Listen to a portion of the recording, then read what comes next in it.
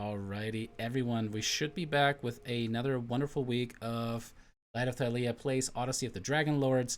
I am incredibly grateful today, especially it's been a long week for some of us already on a Tuesday, but it's been a good week overall, and I'm just grateful today. It's awesome. It's awesome to be here. It's awesome to get to play D&D for a living. It's awesome to get to play D&D for a living with these wonderful people that you see on the screen, and thank you for that. I know I say that intermittently, but today's one of those days where I'm reminded how I am of that. Anyways, that's pretty much it. I'm just excited to start delving into things, and realizing that certain things on the screen shouldn't look like they are. So that always happens. Anything that you guys have that you want to point out, anything that you saw in the Nerdiverse, cool things to point out to the rest of the folks at home. So, Is anyone else watching Westworld? Anyone? You know what? I'm still only like halfway through season 3. So Okay. Yeah, I need to catch up. Get it? I watched the last episode of The Sandman before we started. Like I finished it like 15 minutes before we started. I'm only through episode 2, so I never spoil anything, you know that. But it's I so know. good. I just need to say it. I'm only through episode 2. It's so good. It is very So good. So And yeah, I was kind of disappointed that Charles Dance didn't die on a toilet, because that's the last time I saw him. But That's funny. Hey. I will say, yeah, season 3 was interesting. I think season 3 did a lot of legwork to set things up for season 4. It's 100% paying off. This is with zero spoilers. That's how I feel about it so far, and it's honestly, it's just so much fun to watch. Actually unfold and how everything is working with it. It's just so cool. Yeah, I got a little lost halfway through season 3. I was just kind of like, Stick around. I didn't Stick watch around. it. I'll go pick it back That up. is the season of them all that's different, but you need it. I'm in the middle of like 4 other series right now, but yeah, I'll get back to it. Yeah. Spelljammer in a week. Whoop, whoop. Yeah. Oh my God. Yeah. I'm starting a couple different Spelljammer games, and that is going to be a wild ride. But I'm excited for it. It's gonna be good. See if I get this to work again, and then we should be good. As you guys can tell, Alex is not going to join us tonight. He, as we mentioned, I think last week, is at a conference for work, and because of that, he is going to have to sit out. So some of the settings have changed, and I rolled with them. Any case, I think we are off to the races properly now. Previously, on Light of Thylea, our wonderful adventurers had done the thing that every DM loves to see. That is, think outside the box. Not just engage and do the thing that is just pre-written, finding themselves kind of in a hamster wheel of a railroad, but actually really break the wheel a little. And what they had accomplished so far is, become heroes for the people of Thylea, the worlds that we're playing in. And furthermore, you all had traveled the Cerulean Sea, had slain everything from, as we've mentioned time and again now, you were able to slay everything from a chimera to the Lotus Witch, a Sphinx herself, and somehow were able to negotiate a summit with Sydon, the Titan and son of Thylea, the goddess and world that you live in, that so far seem to have been fairly hellbent on wiping the settler races off of the face of Thylea. It seems like maybe that wasn't quite as cut and dry as it seems. Furthermore, you were able to accomplish the seemingly impossible, which was to get the people of Mitros and Astoria behind this plan. Sydon, in his arrogance, said, well, if you want to have the summit, you will have to find a way to give enough as a contribution, as a reparation for the crimes against the Gigans. Furthermore, you will have a festival that denounces Estor and his memory of what he was, and revealing him as the true, mass murderer that he was. With that, you were able to go amongst the people, give speeches, which, of course, still, showed the rift that exists within the society, even of Mitros itself. We have the Fey races that, were created by the Titans and had worshipped them since the beginning of Thylea for thousands of years, and the settler races washed upon the shores of Thylea much later after that, and had been beset upon by the Fae and the Titans until they were able to get their foothold, build magnificent cities, and use dragonfire to wipe them out. We find ourselves in an interesting Cold War situation between these two factions, and probably the most important meeting since the Oath of Peace, to try to resolve the future of Thylea. But no pressure. All right. We are going to pick it up on the 4th day in the morning. You guys watch as Mitros starts to wake up. You hear kitchen fires stirring the different kinds of food types and bakers calling out for their wares that are ready. Seagulls and other birds fly high in the sky. You know what I mean. And as you sit there within the palaces, different kinds of gardens and areas that you have, what is going through everyone's head? I mean, must all feel anxious to some degree.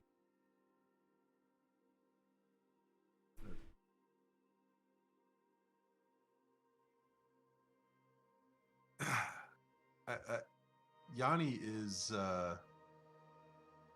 Yanni's nervous,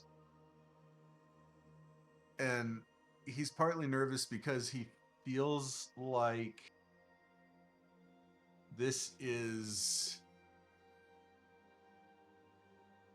going to end up so far out of our control, because of the egos of the main players involved on both sides of the table. Specifically Petor on the side of the 5 is who he's mostly worried about ego wise.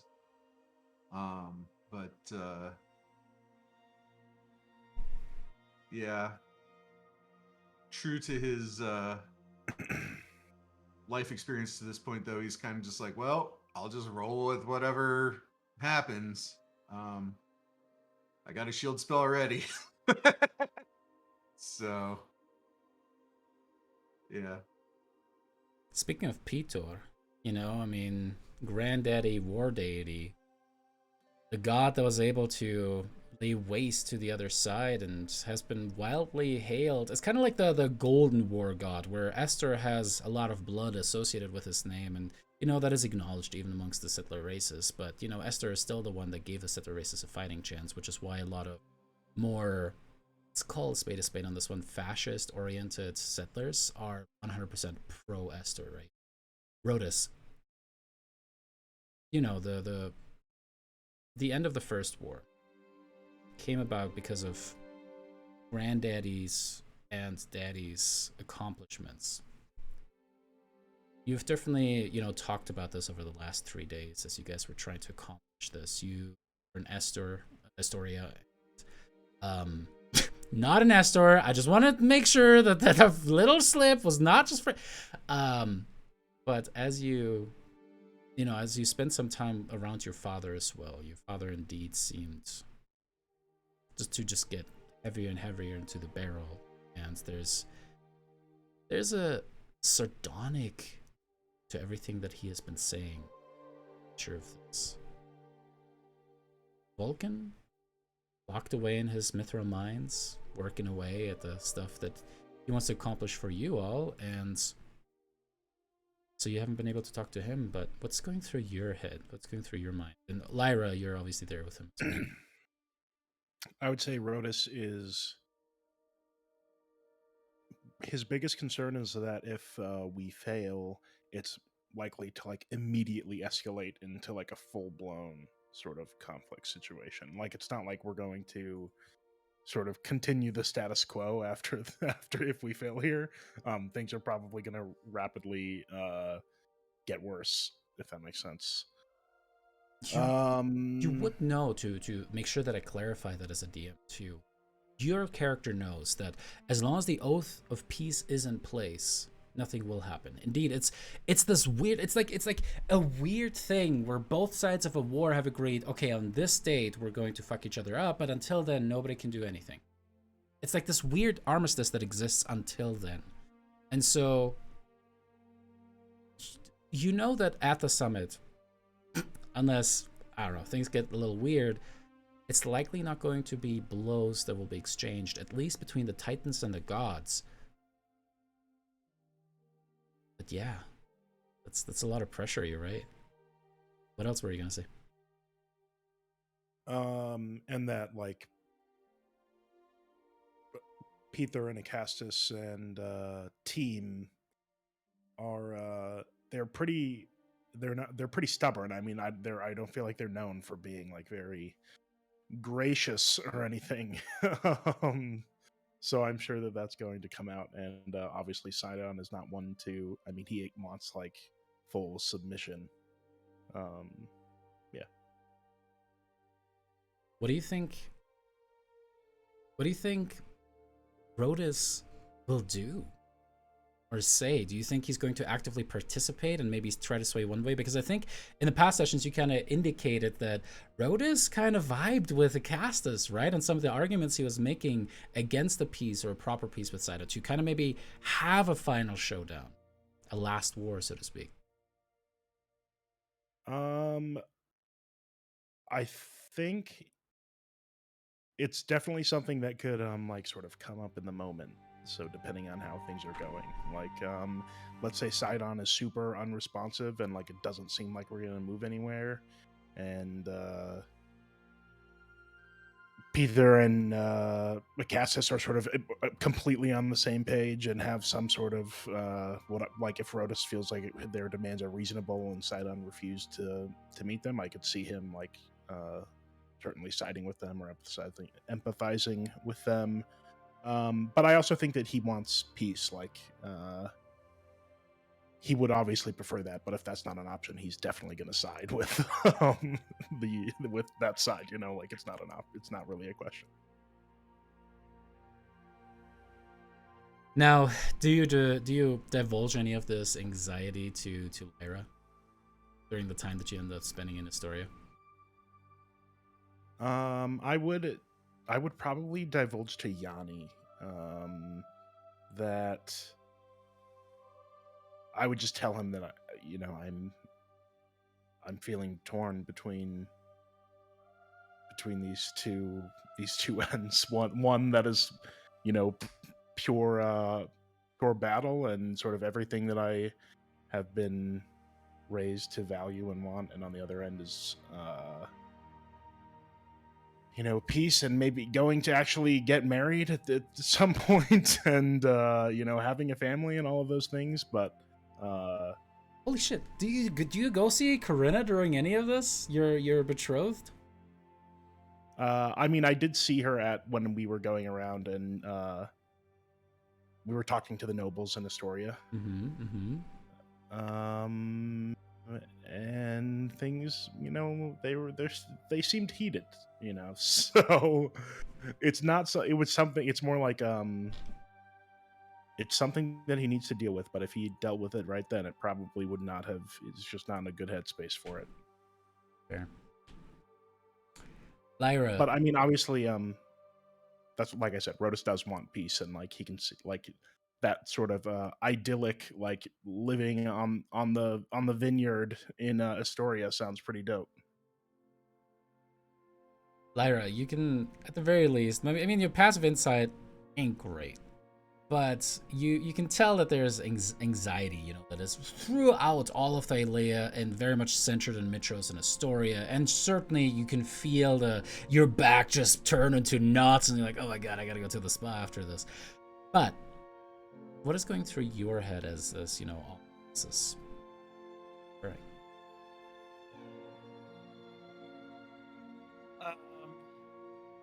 I think the thing that Lyra is the most worried about is not whether or not we can actually like pull this off and get both sides to come to a compromise or anything.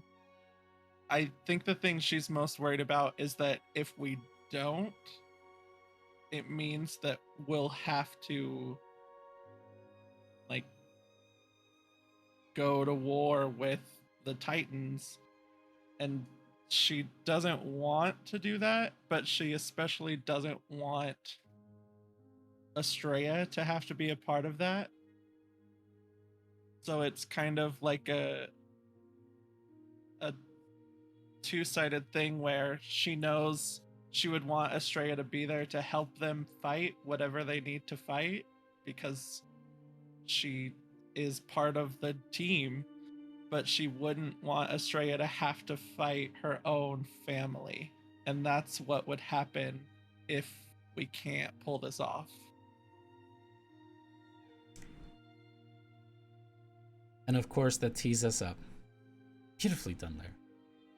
For the thoughts that are going through, honestly, the architect of all of this, the mastermind behind trying to find a peaceful solution to this, to sidestep the clear path, the thing that seemed to have been predestined, predetermined, that there's going to be a clash of nations, and burned Thylea in the process.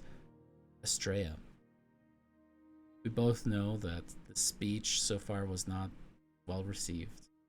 Maybe your mother didn't even truly believe when she was there. Maybe that translated in.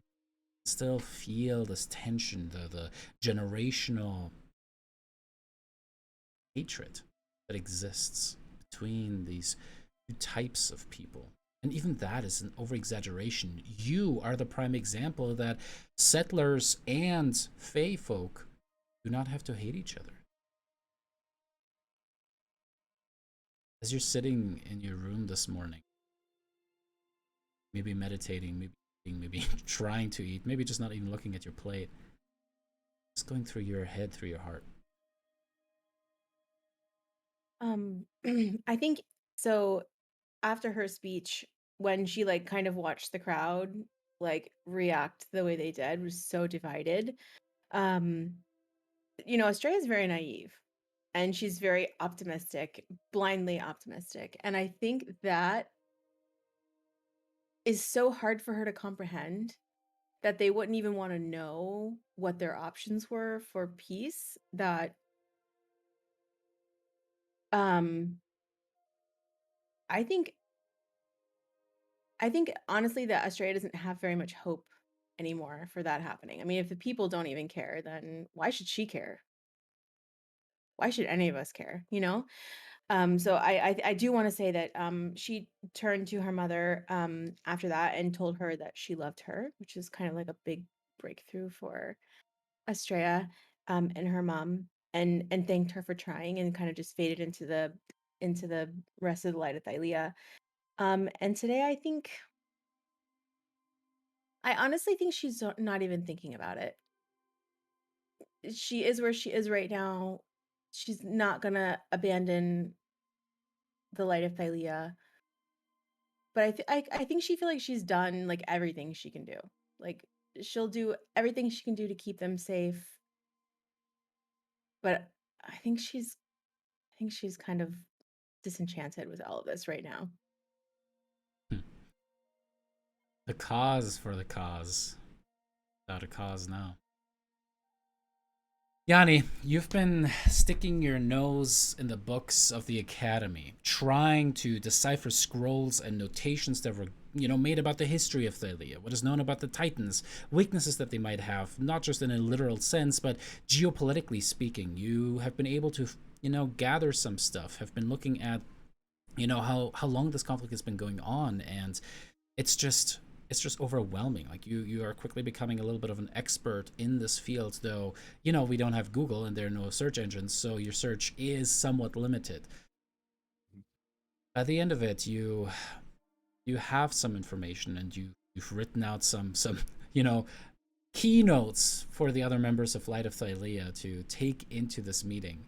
As you guys are meeting this morning, we'll say Lyra and Rhodus are kind of like talking about and debriefing what's been happening in Astoria.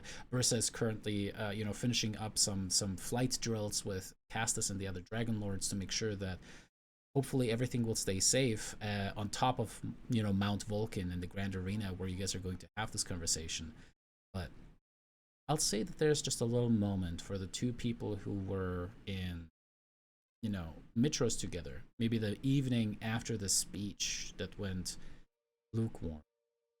Yanni, you may have seen Astray at that. You certainly could have been able to tell that she was not, that she was disenchanted. I think that's the perfect word there. What do you think Yanni would have said, if anything? Why so glum, chum?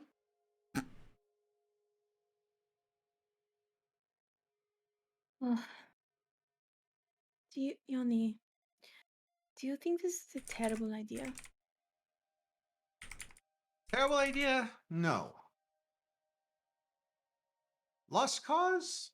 Maybe. But I think that's as bad as it gets. And I think that's going to be because of egos on their parts. But, I mean, here's the thing.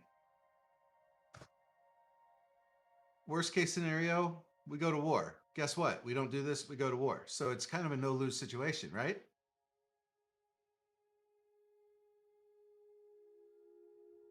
Yes, except I don't know if I can. Do you know, I felt so terrible about Gaius. When the way he looked at me when he thought I had come to the side of Sydon, he was so excited. Like I had made him so proud, and deceiving him the way we did not feel good. I know it was necessary, but I can't even imagine what it would feel like to do that to Sidon. Okay, so a couple takeaways here. You learn something about yourself. You don't want to be a liar. That's fine. Leave the lying to me and Lyra. We're good at it. And I'm like, it doesn't bother me at all. But I'm not lying right now. But lying in a scenario like what we're about to go into, that's bad. Like just all the way around. We need to be upfront and honest and forthright. And it's almost painful for me to use those words sometimes because that's just not how I grew up. But and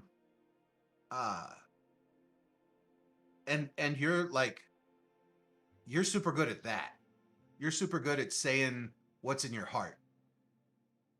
And I think that's what's gonna turn the tide here. I think especially the potential that you have to influence your grandpater is gonna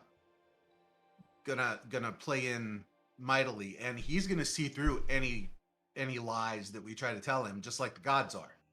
So being honest, being straightforward, and just like believing it, that's what's gonna sell it, and you can do that. Can I ask you a question that perhaps should not be asked? Sure.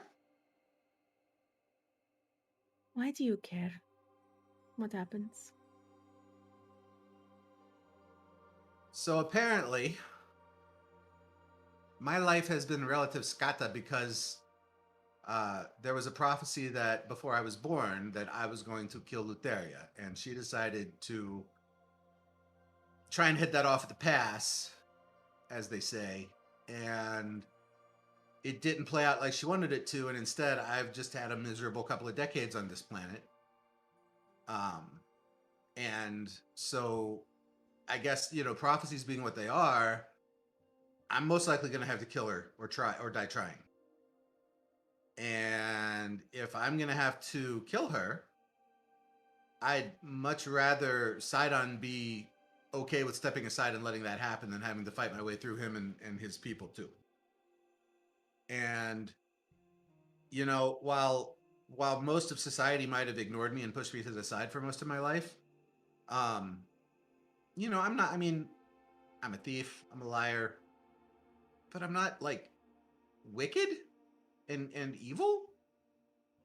I don't want to see a bunch of people die in war if we can stop it. You know? I mean, it's one thing.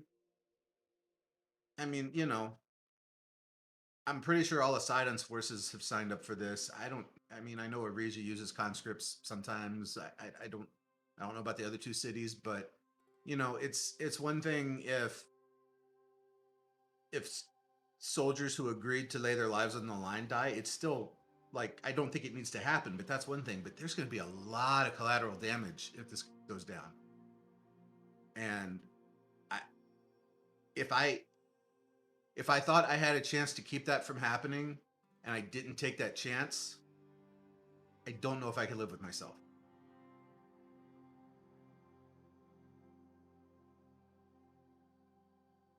That's a pretty good answer. Thanks. Hey, look, don't worry. I'm gonna have a spell ready tomorrow that I can like whisper little things into your brain or Lyra, whoever's talking. If I think of a little tidbit that can help sway an argument, I can just kind of interject it to you guys with, you know, so that I don't accidentally stick my foot in my mouth saying it the wrong way.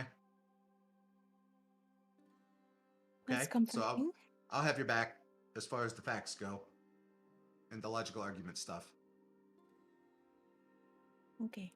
And on that note, David, I would like to prepare a message as a cantrip. I think. Just assume that you have it prepared. Yeah, there's no need to really add it to the character sheet. But All right. It is the morning of. Carissa returns from lights. Has a big old smile on her face, and you can see kind of like the where she's been. Sky, definitely getting a little bit. You guys are together once again. The light of Thylea table, and some days apart from each other, and this is the first time, you know, in weeks that you guys have actually done that. So, part of you maybe feels like this anxious family reunion. Just look at each other, and you hear the tolling of the bells throughout. You know that at some point during the day, Sydon's forces are going to approach his temples, story. They're going to load to wagons and other things that were given to the Sydon temples in order to be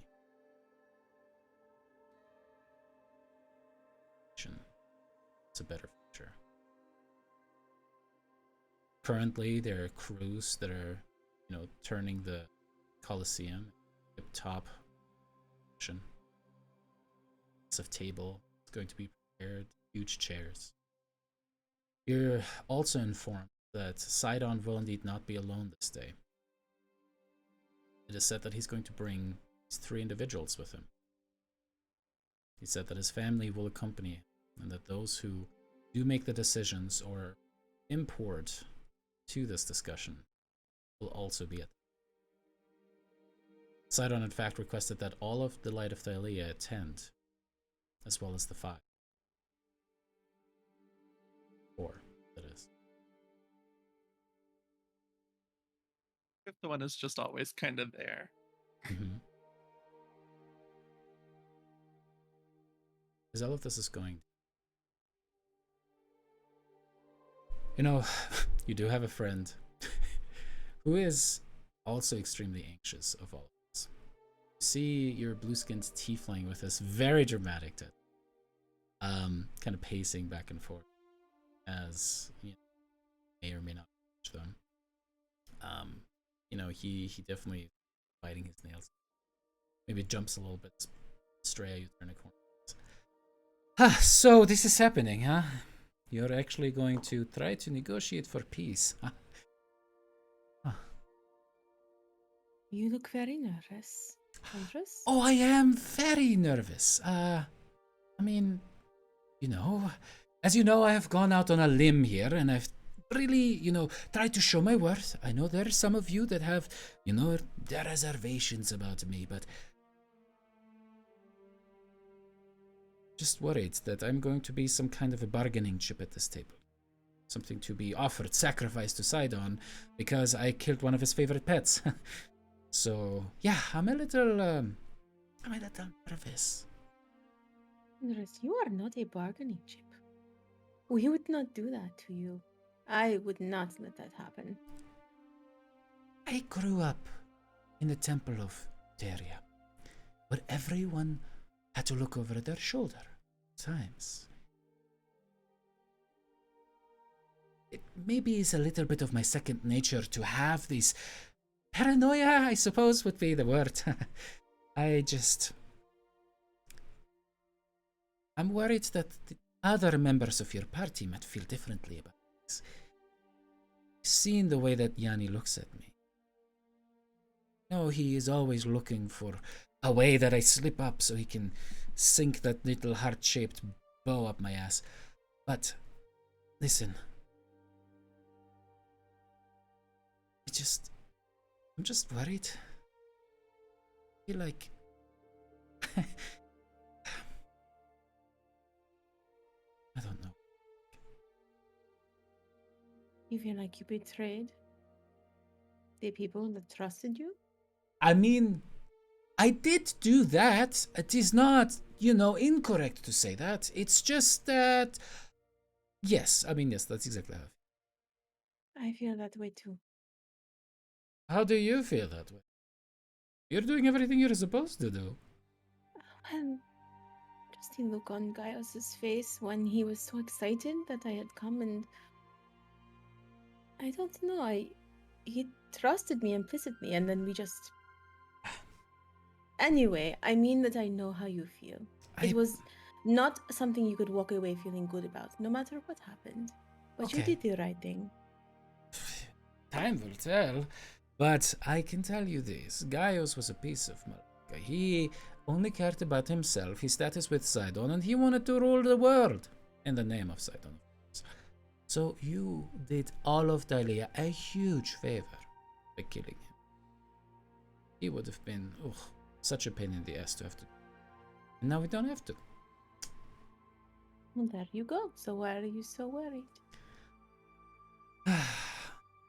Like I said, I'm just worried that during this conversation, I'm going to come up, and the fact that Gaius was murdered comes up, and then it's going to be like, well, that wouldn't have happened without, good old Chandris, and, oh, by the way, he's in the city, and if you want to take him so that you feel better about us, here he is.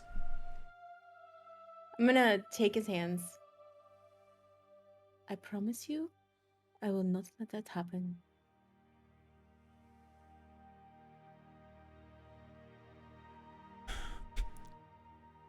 Estrella, make me a persuasion check on this one. Oh. Poor Chandras is a very, very paranoid man. Hey. But Okay, I 14. trust you implicitly, and it was meeting you guys for the first time that really I realized that there is a different path to all of this, that I don't have to do the things that I was doing. So I trust you, and you only. That leaves me very anxious.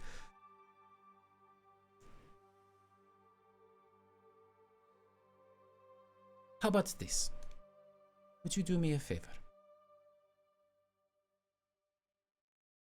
Well, you have to tell me what the favor is, Chandris. Of course. Just in case I am sold out by the other members of your party, I would like to have a running head start to try to find some place that I can hide from Sydon's wrath. So, would you be okay if I just listened in? You and I would be connected. And if it comes up, I will be gone as fast as I can, as far as I can go. You mean you want to play some sort of a spell on me that will let you listen? And you will be able to hear my thoughts. It's only the things that we allow to pass through. But sure. Thank you. And you can tell he's kind of green around the gills, and he's just definitely Andres, been stressing about this hard. forgive me. You are a tiefling, are you not? Could you not just disguise yourself as something else and stand in the room? Uh, listen, I don't want to feed the stereotype that I'm sure Yanni has of me, that I'm purely manipulative and I will try to be wherever I want to be. So, of course, I would have my ways, but guess what? That is not going to disguise me from the sight of a titan. And additionally, I would like our relationship to be built on consent. So I would rather ask for your permission and a significant amount of distance between myself and Mount Vulcan in that process. All right, what do you want me to hold something, or how do we do this? Yes. So give me your hands. You place your hands in his. Mm-hmm. He encants, and you can see that as he speaks, that the magic kind of carries forth. It seems to start to reverberate in weird ways. And when the magic ends, when the blue arcane runes that swirl around both your arms seem to sink into your flesh, you hear his voice again. Not in, your eardrums, but in your mind, as he says, "You go." I can hear you. Fantastic. So, please just let me know. This will go. If I need to run, I will run. And at least you didn't have to worry about Gaius anymore, and I have to worry about being hunted by a god. But, Andres, if you must run, go to my mother. Do you know how to find her? I In the Mossy do, Temple. but I mean, yeah, I I know will she let is her know. favorable towards the settler races, but she has a statue of your father in her temple. Yes, I know, but all right. Well, don't tell me where you're going because then I won't be able to. That's mother. Now I will go to your mother. Right. Right. Great. I will be there and nowhere else. That is correct. Okay. Okay. Great. Yeah, glad we meet at the official truth. Going to be okay. Either Easy for you to say. there is war with only one titan, or there is war with two. Okay. I'm gonna go find a chamber pot to puke into. Good luck. Thank And you. straight Luck back, to he you. kind of starts to walk away. Right. Is there anything else that you guys would like to deal with? How many days out from the end of the Oath of Peace are we? Let me look at the calendar. Diddle diddle diddly do. Like 1,000. We're fine. It ended yesterday. We're screwed. Whoops, missed it. Uh-oh. Approximately Gross miscalculation. 23 days now. Okay. So, I think that's Lyra, good information. have you decided what you will say? What? At the summit, today, have you decided how you will start talking, or? I probably was just gonna introduce myself and then have a seat and listen to you. Lyra, I know you were present yesterday, or whenever that was, You remember that time at the rock with the basilisks? I think there were rhinos there. And then there was that Amazon. And I was like, no, I've got this. Let me talk to her. I can make this great. And then I had to keep pausing every 3 seconds to be like, one moment. What should I say? Do you remember that? Yeah. Right. And do you remember 2 days ago or whenever that was when I was in front of the people and I was like, people, peace is great. And they were like, not convinced. Remember that?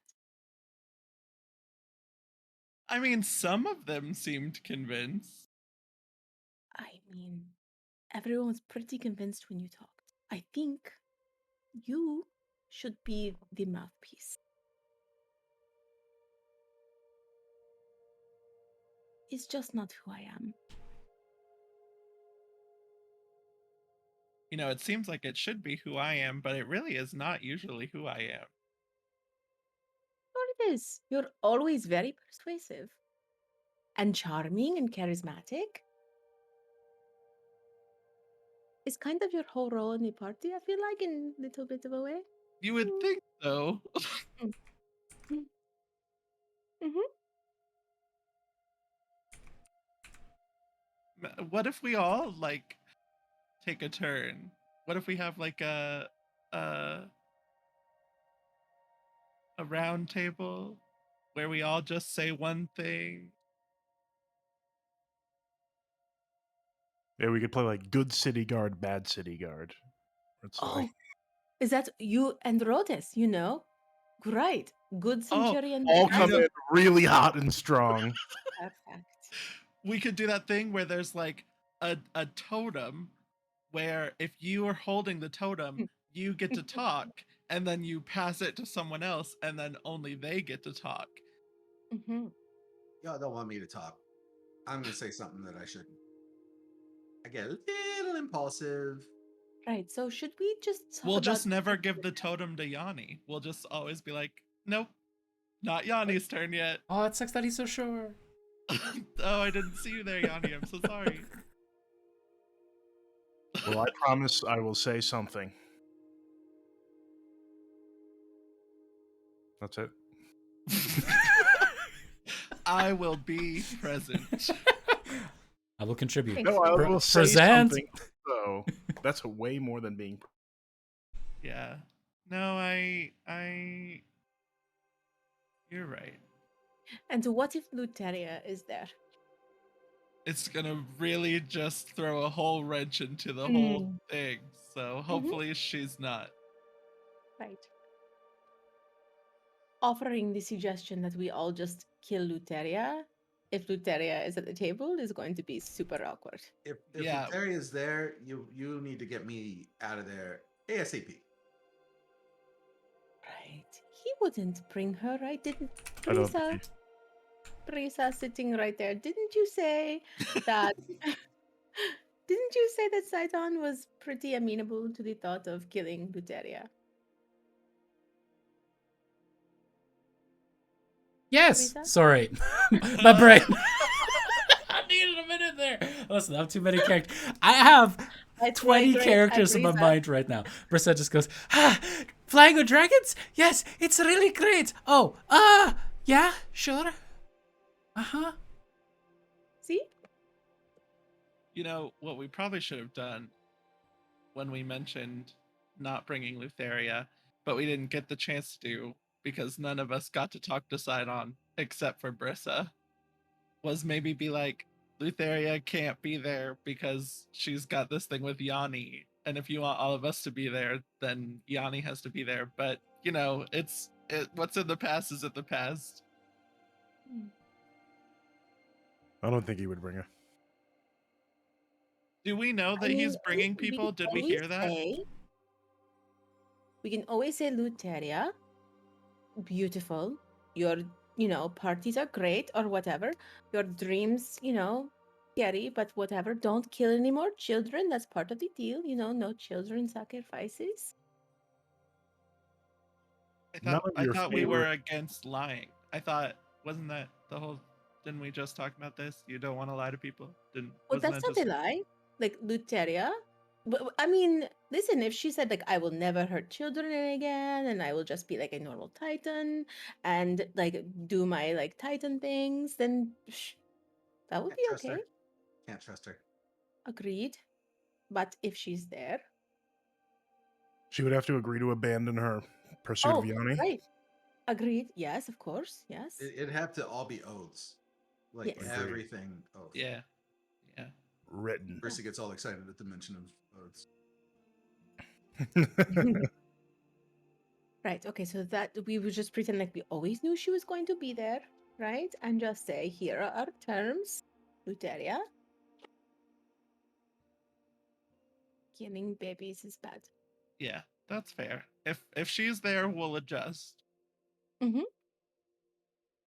If she's there, do we still mention that we know that Sidon has weapons made specifically to kill her? Do we still I mention would that say if no, she's there? because maybe Sidon was like leaving the house, and she was like, Sidon, where are you going? And he was like, oh, just to work out or whatever. And she was like, oh, I'll go with you. And then he had to tell her, maybe he didn't mean to tell her that he was going to a summit about killing her and making peace again. I'm So we sorry, have to babe. play I'm the just game. making a Glock to shoot you with. Don't worry. Let's go pump some iron now. Yeah. No, I wouldn't betray Sidon because even after this meeting, he could be like, hey, psst. Sorry, she had to come, the wife, you know? Ball and chain, you know. Oh, right. The child murdering wife always wants to come. Blah, blah, blah. Yeah, no, you're right. She probably, if she finds out about it, she'll probably force him to bring her. But hopefully, fingers crossed, not a thing. Right. While we're on that note, though, who do you think he is bringing? Probably like His son. a son. Right, Probably, I figured he was probably one, but and maybe Crane? oh shit. I don't know. Like kind of a big I have deal. a hard time believing that she's like a decision maker on his side. I mean, maybe she is. I don't know. Didn't he Yeah, send her but to protect the island, though? yeah, and I guess she is technically one of his descendants. Do you think Fingers he'll crossed. bring your mom?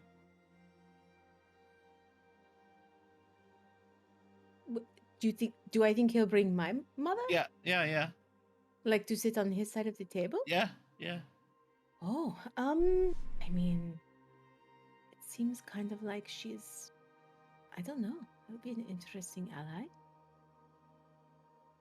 It would be wise because that would definitely throw us off. So perhaps he is. It's just I feel like it's a very small list of people that would be on his side of the table that we haven't, betrayed and killed. He does have So more than one child. Yeah, like 5,000 more than one. Yeah, apparently he and your dad have at least one thing in common. Would have been Gaius probably, but not anymore. Hey! Right. Don't forget to mention that, Lyra, if needed as a bargaining chip, what, that we killed him? I'm sure he already knows. I mean, no, I know he knows, but that wasn't something that just anyone could do, Oh yeah, no, that's definitely on the table. That we killed one of your right hand men. Obviously, And we're a force to be reckoned with. Yeah. right? And what was that thing called with the many heads? Uh, the What was Hydra. that? The Chimera?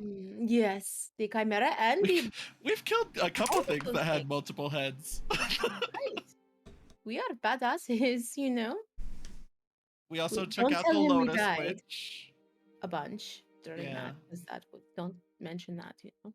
Yeah. No, we've done a lot. I think our biggest bargaining chip is that clearly we're not incapable. Yanni, Right. on mention of that, actually, one thing that you did find out in your studies specifically is that it appears that the Lotus Witch and Aresia were actually in alliance with one another. As far as you're able to tell, there were some reports that hypothesized about the relationship between them, as Aresian, youth were allowed to enter her islands, hunt scorpions and the like, and were never interfered with. Though those who tried to seek her out without, official permit, if you want that, did get turned into those children that you later met. However, there is much ado about the theory that the Lotus Witch was actually now you would say, what's the modern term for a consultant, in terms of their technology, their military grade metals, and as you saw, The Lotus Witch was a formidable artificer herself.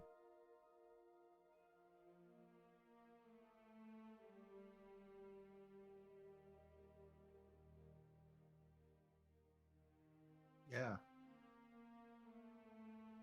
So don't forget, all that stuff. I'm dying.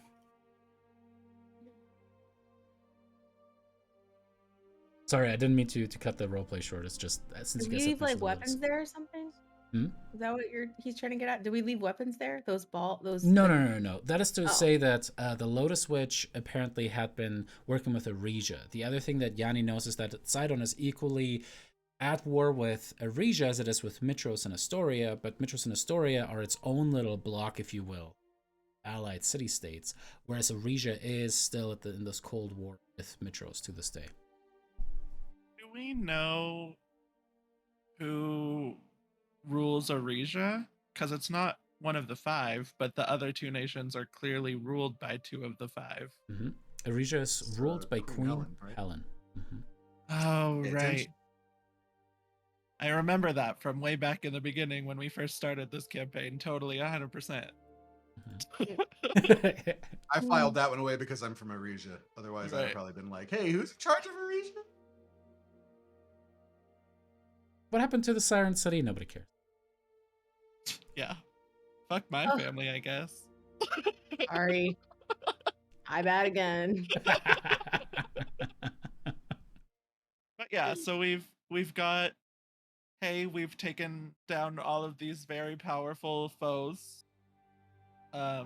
Also, we've got, hey, we, basically installed the current reigning queen of Themis. If we need to call on them, we can. So we've Right, got and- that. What if we also suggested that there was some sort of like council, that if anyone, like after we make this negotiation, right, if anyone should step out of line or not follow the agreements, right, that all of the other lands will make sure they fall back in line. Like a checks and balances kind of thing. Yeah, right, exactly. Like maybe there's always a light of Thylea. Like after we pass See- on, there's other people that come along.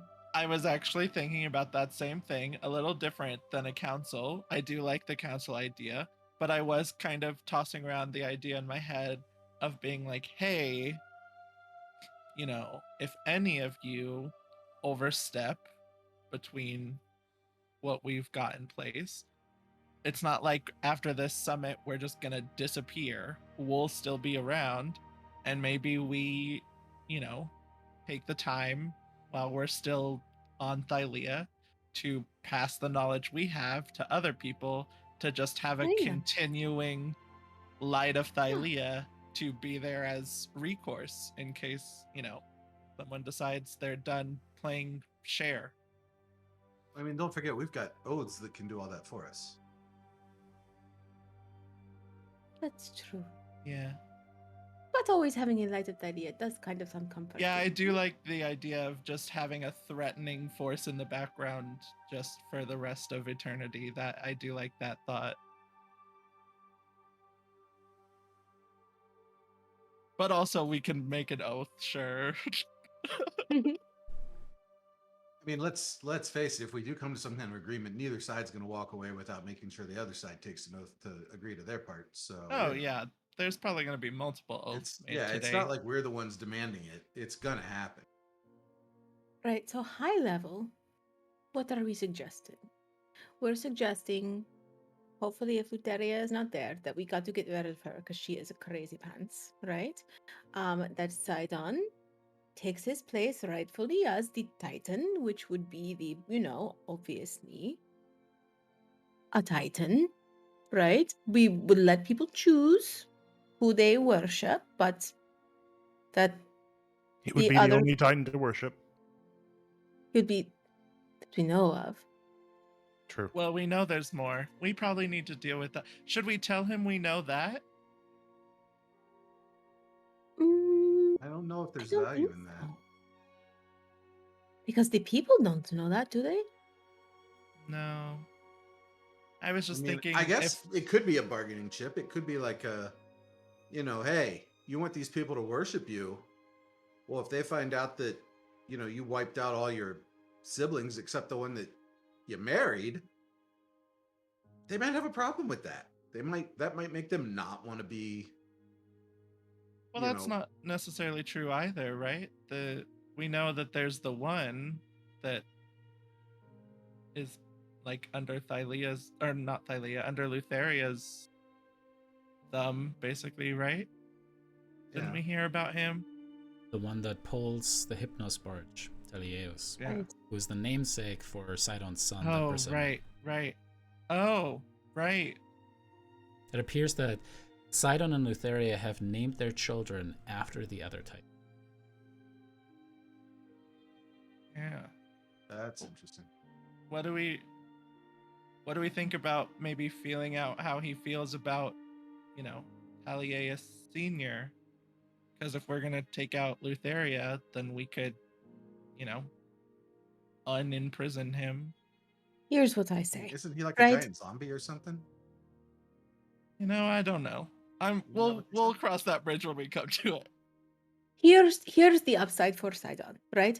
Is possible, right, that we will win and then he will die, and then that's bad, right? Yeah. But in this option, right, he is the savior. He takes out the threat, the true threat, Luteria, right? This is kind of PR thing, right? So Luteria is gone. He was instrumental in making that happen for the people. And of course, he wanted revenge for the native people of these lands. Of course he did.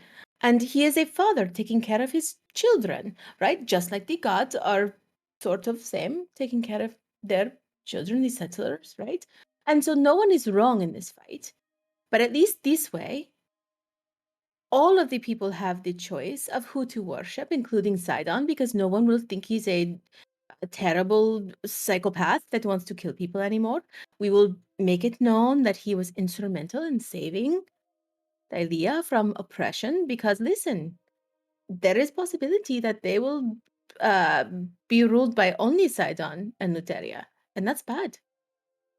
Then it will be like children sacrifices and like lots of worshipping to eyeballs and stuff, and that's not bad. No, that's not good. Nobody wants that. So, if in this option, at least he will be worshipped and adored for saving everyone, and people can choose to worship him, and most probably will, would think. You know, I would. Yeah, I mean that's fair. Right. I Why wouldn't. risk?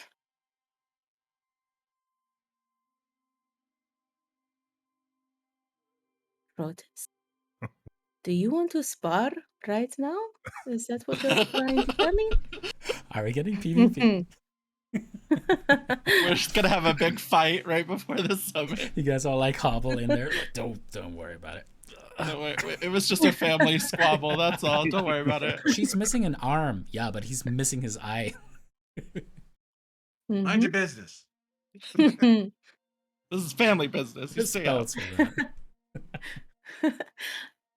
I was thinking about the whole like marriage thing, like, oh, we'll marriage and we'll make a Titan/God baby and then everyone will be fine. But I don't think that they want to split the worshipping. So Yeah, that I don't doesn't think necessarily either make side would sense. really be for that. No, they don't want someone else to worship because they're not going to die. It's not like they're going to inherit the Right. Titan God baby, right? So Yeah. that doesn't make sense. Okay. Imagine how Here's cute a inherited Titan baby. God baby would be, though. Imagine how cute. I know, Yeah. right? So cute. Hmm. Well, great. Someone Do you would feel probably try prepared? and kill it, though. So. Ooh. Right.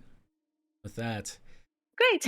it seems you have some high level goals established for the summit. As you guys, spent the rest of the morning preparing yourselves, you see that the Coliseum, in fact, actually has been set up, and you make your way there. We should have bought outfits. Sorry. Sure, yeah. If you guys want to Well, have I'm outfits, clearly what do they wearing look like? my side-on eyeball situation. I mean, you can just disguise yourself to look however you want. We have so much money, Yanni. Okay. I think we're getting some insight as to Tyler and how he likes to spend his money. It's like, Well, listen, what I are you counted. wearing? It's like Please 4 tell me. zeros. I'm excited to know. I need don't know, 6 I new didn't sets of think dice about to it. bring to this thing. I'm I sorry. didn't think about it.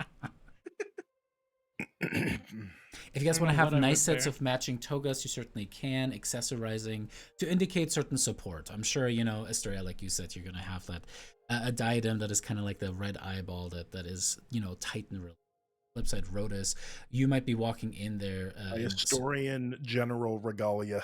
Yeah, and you know that is if anything, it is this very nice bronze breastplate. But you kind of are uncomfortable. You know, it does look nice, and these green toga, you know, cloth. Very actually, it's not even cloth; it's silks that you're wearing as you walk. Yanni, any kind of like political message you want to send with your clothing? And this is the shit that diplomats do have to worry about.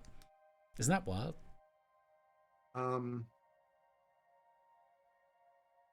I'm gonna stay neutral. I'm just gonna shine up my nice new robes and just present myself as a learned scholar All right. and wizard.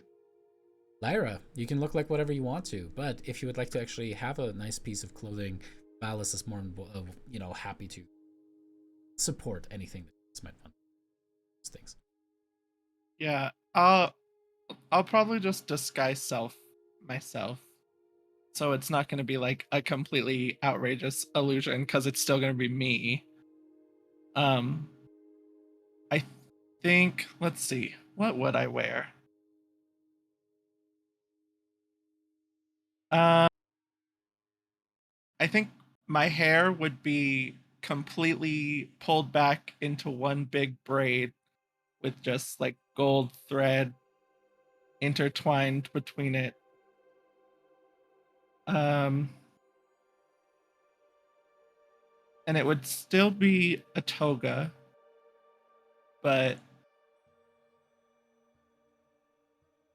like I think she would put a picture on it. It would be like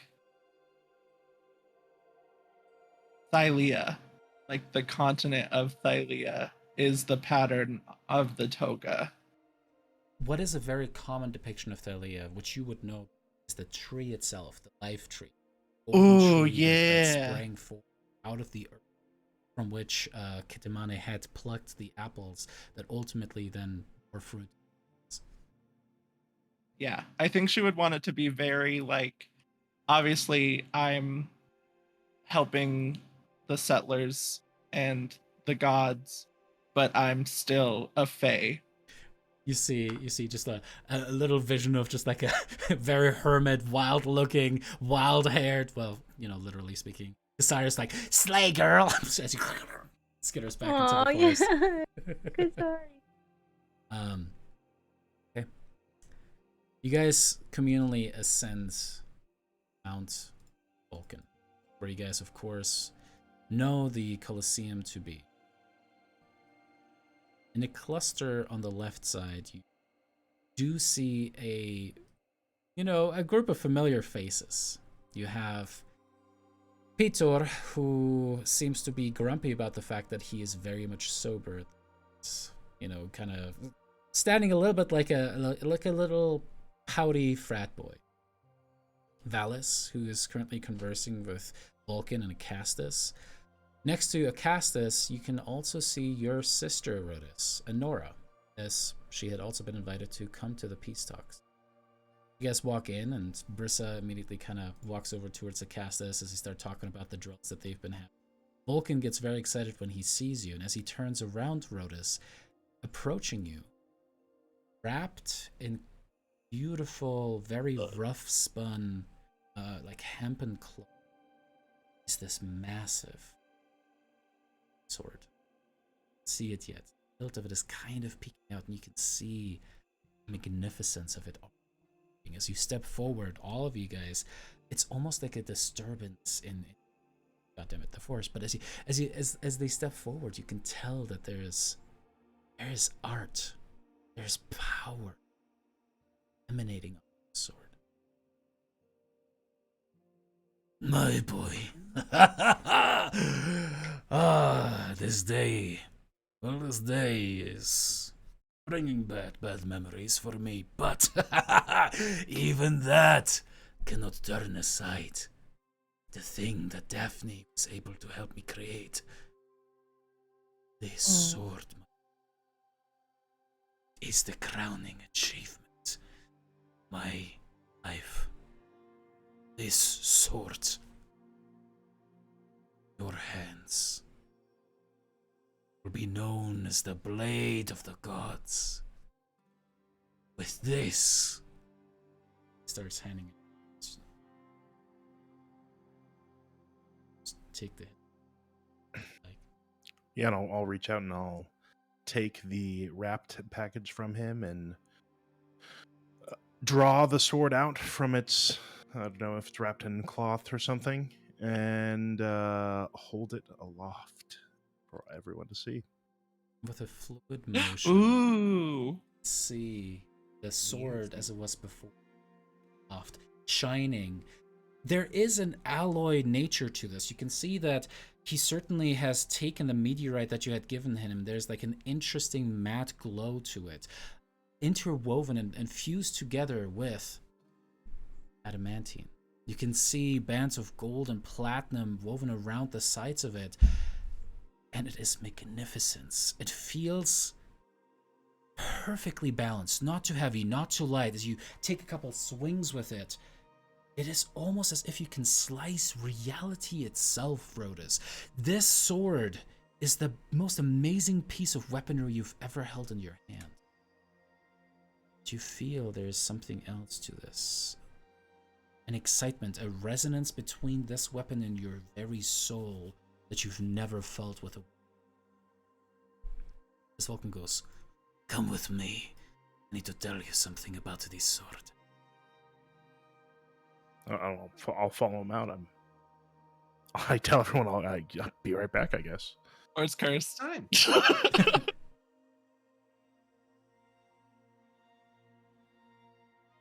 And I'll follow him out. you can move yourself on the VT. Oh. Oh my gosh, we're not paused? You're not paused. I'm This is running around. live, baby.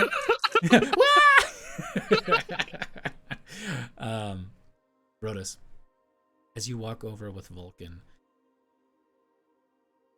holding the sword still, energy brimming off of it. It's the weirdest thing. It is almost like there is a low humming to it. It's like, this is going to be a weird analogy, but I used to work in a ground screw. If you've ever had like a weed eater for too long, like you weeded your entire stuff like that, put it down, there's like this resonance that continues in your hand from them being so numb. And that is the energy that you seem to feel. However, instead of numbness and an inability, you actually feel electrical excitement, a buzz to this powerful weapon. As Vulcan, inspiratorially, with a huge grin, turns towards, looking at you and says, "My boy." And seeing him up close now again, you can see deep, dark circles under his eyes. He seems to have worked day and night on this, and he's tired. As excited as he is, this is like it's almost manic in a way. "I have done something I did not think was possible with this weapon." Rotas.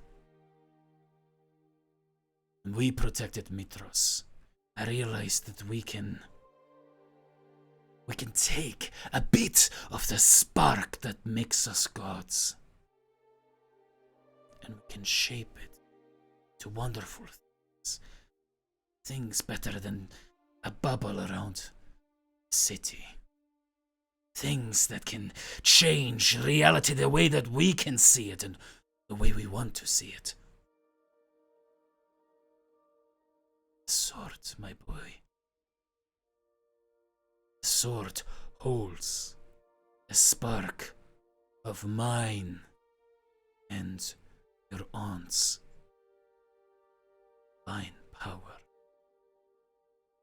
Kyra poured a bit of herself into it, and so have I now. The sword. Once you master it, once truly attuned to its power, you will be able to make the impossible happen. You will be able to use the spark to shape reality. It has its limits. And because you are not a true god, it will likely exhaust you.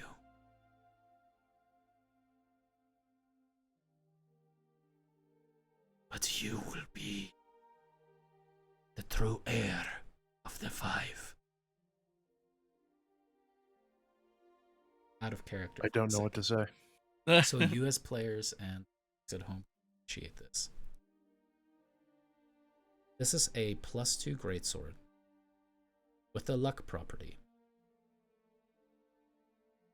A lucky blade, you don't know what it does, has the ability to cast the wish spell from it. Now the same limitations apply. When you cast the spell, your strength drops to 3. There's consequences to that, and it takes you some time. The other little tweak on this is, unlike standard blade that comes with charges and then becomes a normal magical sword once they have expended, can be recharged and filled back up, so long as a divine entity was to pour divine essence into it, or you were to, let's say, slay, harvest its spark. I don't think I'll be slaying any gods, but well, I don't know. What a Titan count as a god? Yep. Okay. What about the dragon stuff, Vulcan? We needed dragon stuff. Listen, this is more good. More good. Valos is a bitch. We could get rid of her. Whoa, whoa, whoa, whoa, Wow. whoa, whoa, whoa, whoa. Alright, the summon falls apart. Alright, everyone roll the initiative. This is gonna go crazy. Anyway. Rodus gets a For a cool wish sword and spell? everything He's goes to fine. hell. You hand Rodus a nuclear weapon, and we want to see how the rest of it. He just starts taking out the 5. Oh man. You never cared about me, Daddy. I mean, you can do a lot with a wish. Anyway, Maybe we can be the 5. I just had to Right. put you guys a little bit off kilter, right before the summit. That just felt right. So, I appreciate the time that you've spent on this, Vulcan. I can't imagine that it was a low price that was paid. Where did your brony accent go? Just kidding.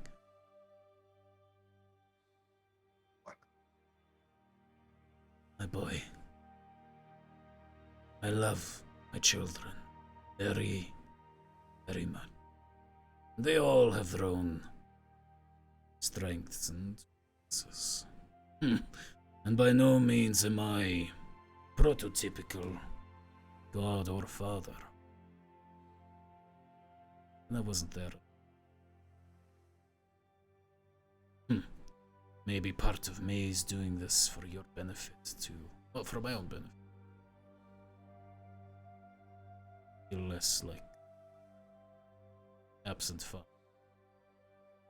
I've seen it repeated now with Peter, doing the same thing to the many sons and daughters that he has sowed across this world. I know we were not there for you. More than any other demigod that might exist and walk this world. You have proven yourself to be true descendant of our Lord.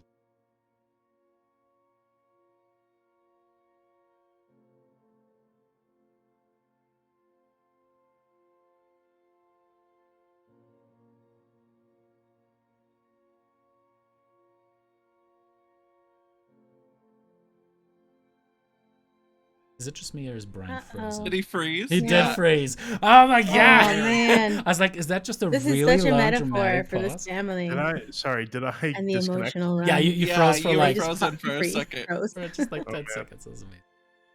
It was a real heartfelt moment. Very Vulcan told you he dramatic. loved you. Oh no.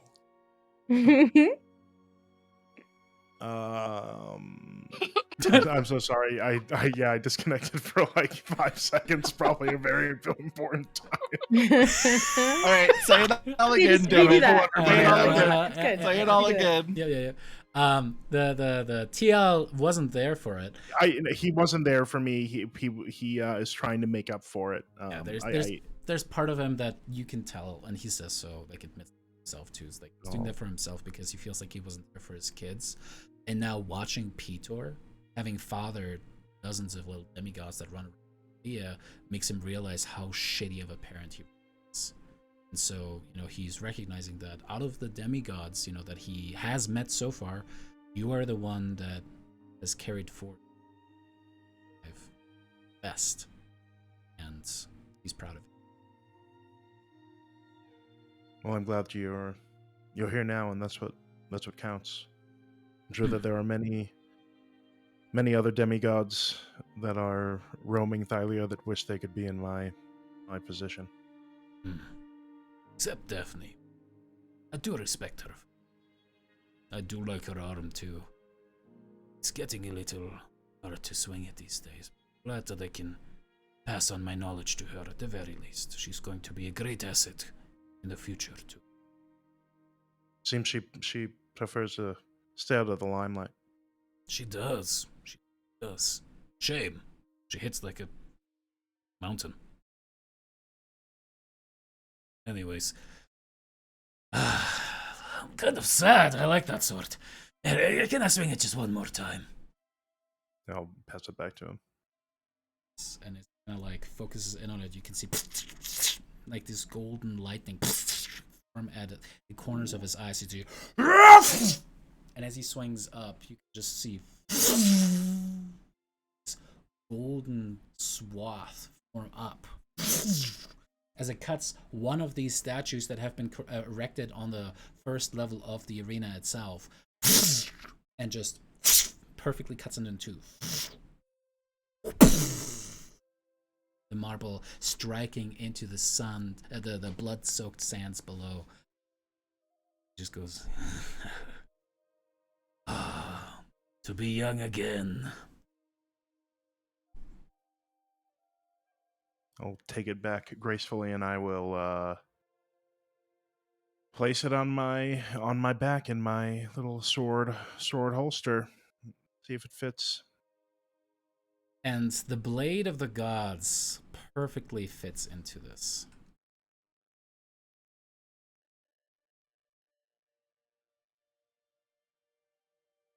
Nothing more terrifying as a GM than to give your party anything that has the wish associated to it. Oh, I'm sure we'll use it judiciously. I want a sandwich. Small outfit tweak, since we're all displaying our cool shit, because Estrella's got her diadem. I'm sure Yanni's wearing his toga of the Archmagi. And now Rhodas has this cool sword. I just want to say the sash that is cinching my toga is essentially just the shuttle wrapped around myself with golden thread. Awesome. With that, you do see the sky above you start to have thunderclouds move and kind of above. As Valis turns to all of you and says, "All right, everyone, that is the signal. Sydon and his retinue have arrived. I expect everyone to be on good behavior." It's Petor. And then kind of looks over to Acastus, who seems to be actually just a natural-born diplomat. He seems to be calm, collected, and very calculating in his outward display. And with that, we're going to take a quick break as we're going to prepare ourselves mentally, emotionally for the summit. Woo! All right, we'll see you guys here shortly.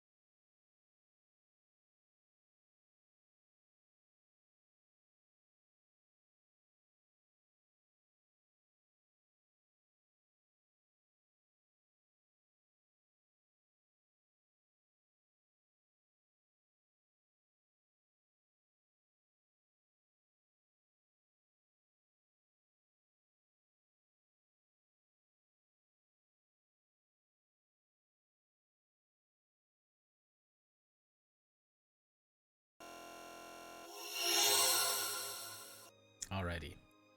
We are back, folks. This is the thing that we have been honestly waiting for maybe 2 months now. I think we've been kind of like working towards the summit, and then there was the break, and then the last few sessions have been just building up to this moment. As the thunder and lightning start to build up overhead, the clouds are getting darker and darker, almost like an ominous sign. You can see Enora seems to be probably the most phased out of all. She is a demigod, certainly, but has not seen any frontline combat, unlike everyone else at this table. And as lightning starts to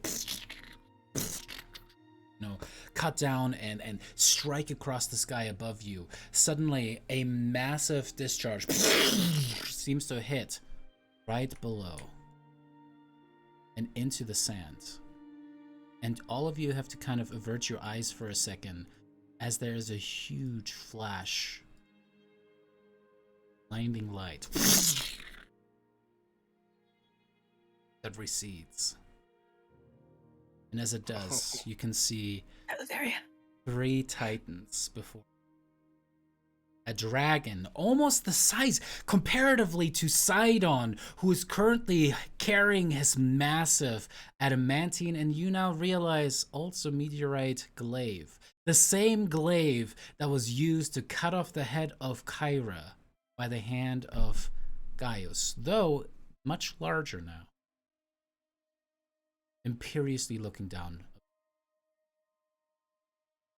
To his right, you see a woman that you have not seen before, though she does bear a striking resemblance to her likely mother. It is not Lutheria, but rather the daughter of Sydon and Lutheria. A metal crown adorning her head as she looks with the same insidiously just malevolent eyes upon all utter disdain.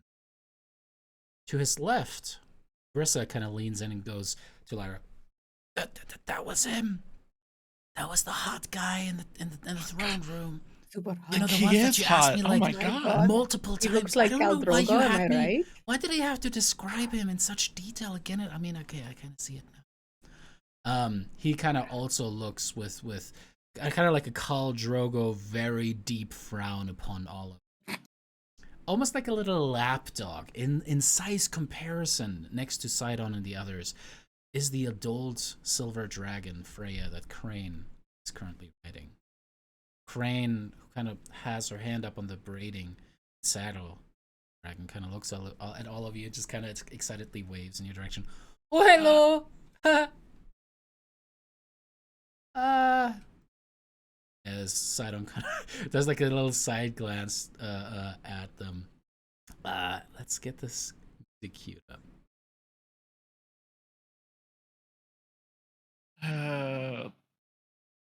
This is so fucked. Lyra hears in her head, "You've got this. I believe in you. In You your can head, convince Estrella, anyone to do anything." in your head, Estrella, you hear a. So it has begun. Then yes, that lightning was it. Well, Nuteria is not here, but I'm pretty sure her daughter is here. Oh, Chalcia. She wearing a crown. Chalcia, yes. She is definitely the favorite child of Sydon's. Be wary of her. She has strong opinions of herself. I think Sydon plans for her to be the next ruler if he should ever step down. Oh, hi, Lyra. How have you been? Crane says as she kind of sits down next to you. Yeah, been better. Oh, I mean, this is good. You guys did the thing, you know. You were able to get everyone to the table. And it's not even proverbially. There's literally a table. Oh, this is nice. This is a big table. Wow. As the Titans pull back the chairs, they kind of slowly sit down. Sydon kind of wavers for a second, looking down upon the chair, seems to almost double check it. And his eyes ultimately settle upon you, Lyra, almost as if he knows you sat upon that chair just a moment ago. As he then pulls it back and slowly also takes a seat. Freya, kind of curling up next to his seat now, like indeed.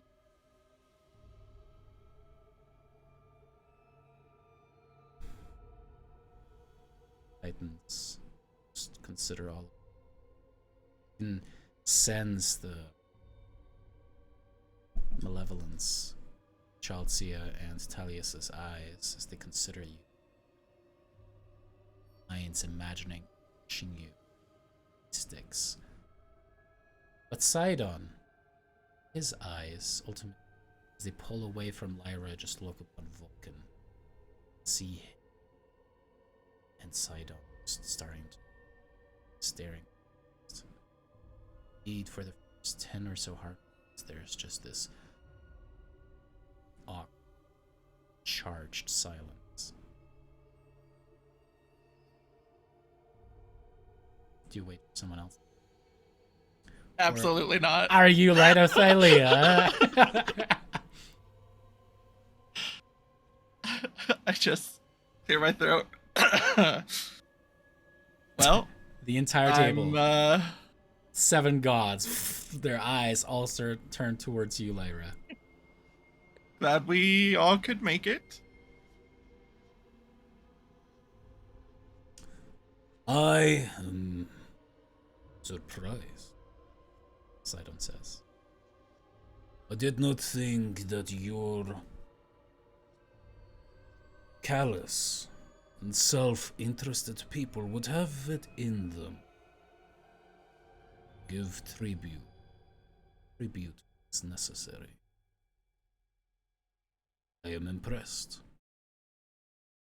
Thus, am he. So, light of Thylea, heroes, prophesied by my daughter to bring an end to this conflict. We are now here at your behest. You have managed to bring together the gods.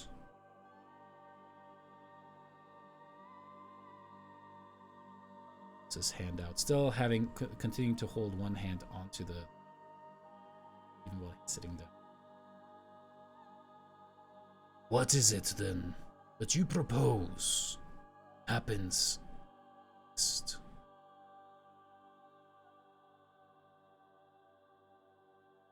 The voice rumbles as this deep Titans thing. I mean, it's even larger than just a giant. That really putting it into perspective. Sydon is fucking massive.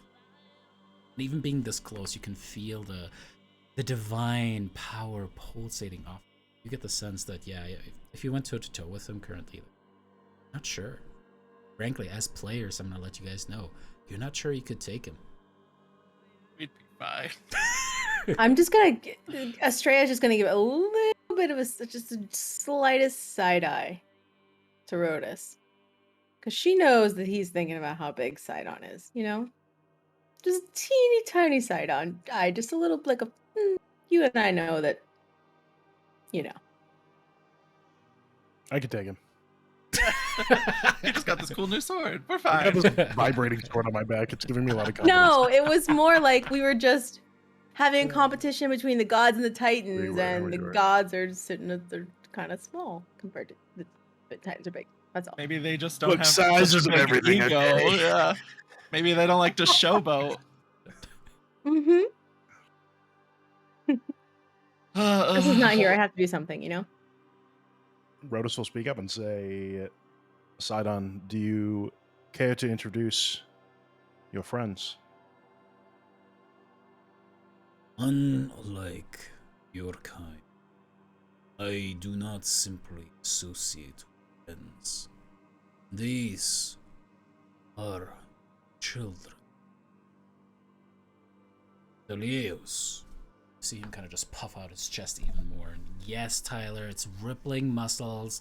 It's a 12-pack. Does he like rip his shirt when he flexes? He doesn't, because he doesn't even have a shirt on, just to show it off. Like 100%. And yeah, you get the sense there's a little bit of olive oil that had been kind of applied to it. You can just imagine the gallons that went in. Sounds like such a douchebag. That's why he's so hot. As Lyra's like, can I tell me more? But Lyra, you kind of Totally. see Thalia's kind of do that, and he's very much into himself. You catch the eye, and a couple of you certainly would have Chalcia, and that's Chalcia. It just sounds like pretentious Chelsea. That's all I'm gonna think of now. Just pretentious Chelsea. For some Listen, reason, I can't give her a Valley accent, damn it. But sorry, David. for some reason, the first time you said it, I thought you said Jadzia, like from Star Trek Deep Space Nine. I was like, wow, that's a deep cut. But as she gives her brother a venomous look and kind of rolls her eyes very obviously at him, kind of just puffing out and trying to look big, and it's kind of doing the same. But no, as they're kind of looking between each other, Chelsea, on the other hand, seems to be very straight-backed, very erect in her posture, and much more noble, much more. She holds herself like royalty, the way that her father certainly does as well, whereas Thylea seems to be a little bit more. Chummy's not the right word, but just kind of like leans back over the chair, just like it. Kind of looks in your direction, Lyra, and kind of gives you a little bit of a nod as the biceps just like out. It's all out the window. We're sided with Sydon. We're on the Titan side. But We're being honey trapped. as Sydon says, "You obviously already know." Oh, hi. This here is her companion, Freya. As the dragon kind of looks up, all of you guys go to make me an insight check. Interesting. Are you gonna call it I out? suck. Okay. Oh, I fuck literally yeah. have a +9.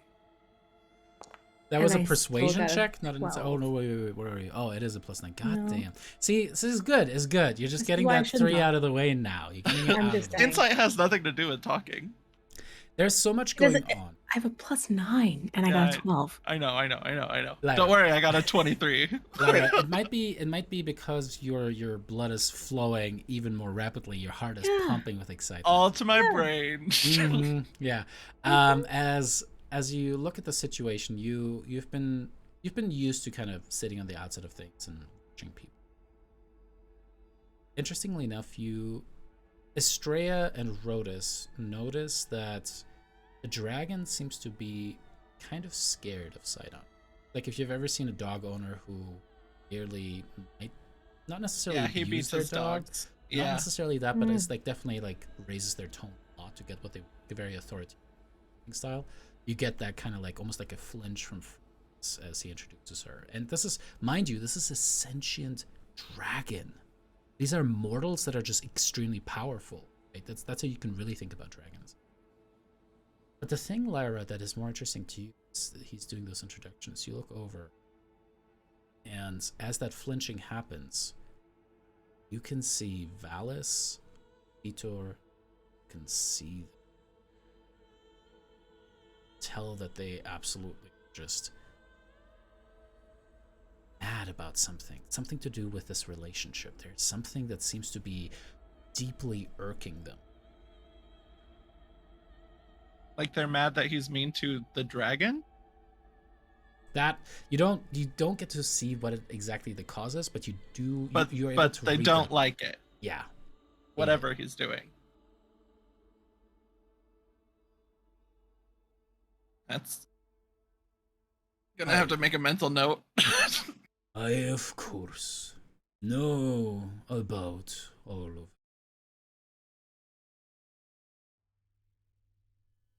So, and it creaks, uncomfortable. Silence gets a little bit. You know who is at the table.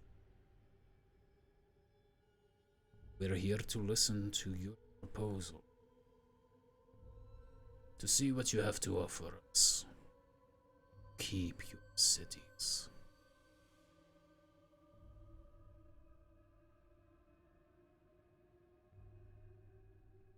My brain just went completely blank. Lyra hears in her head. It's just like a floating Thylea. God, oh, I don't know how to be a diplomat. Oh, fuck. Okay.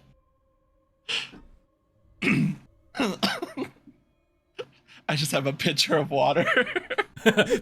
He starts spilling it all over the place. We can tag team. We can tag team. Okay. I think we all agree, as Lyra's preparing herself. I think we all agree that Thylea needs to be out of the picture.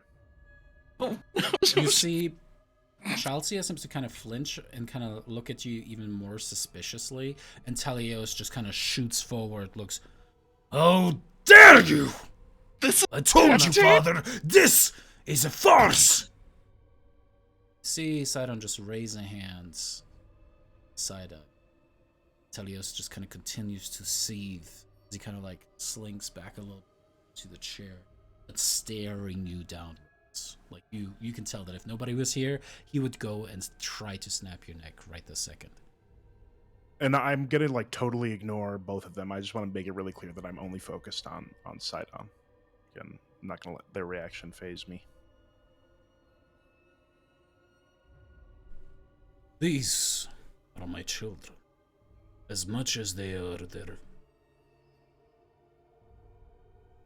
Lutheria's my wife, sister, and heir to Thylea. What you're proposing is, as if I were to say, kill Peter before my eyes right now, so that we may have peace. Would you do this, Rotus, God spawn? Perhaps if I had taken the time to build a weapon specifically to kill Peter, it might make sense for me to use it, if I had any suspicion to build such a weapon. Without even needing to make a check, that's going to be on Rotus. You just notice that he raises an eyebrow and he catches the insinuation. Good. Perfect Is this insinuation. how we're starting? Lyra panicked. Interestingly enough, Talios just looks completely confused by this, but he's just still angry and kind of just trying to. This looks. Shalcea seems to be above it all and seems to have already decided in her own this summit is over. So she kind of starts to zone out and look off distance. She's shaking her head. So then you would. Simply because you had the meat.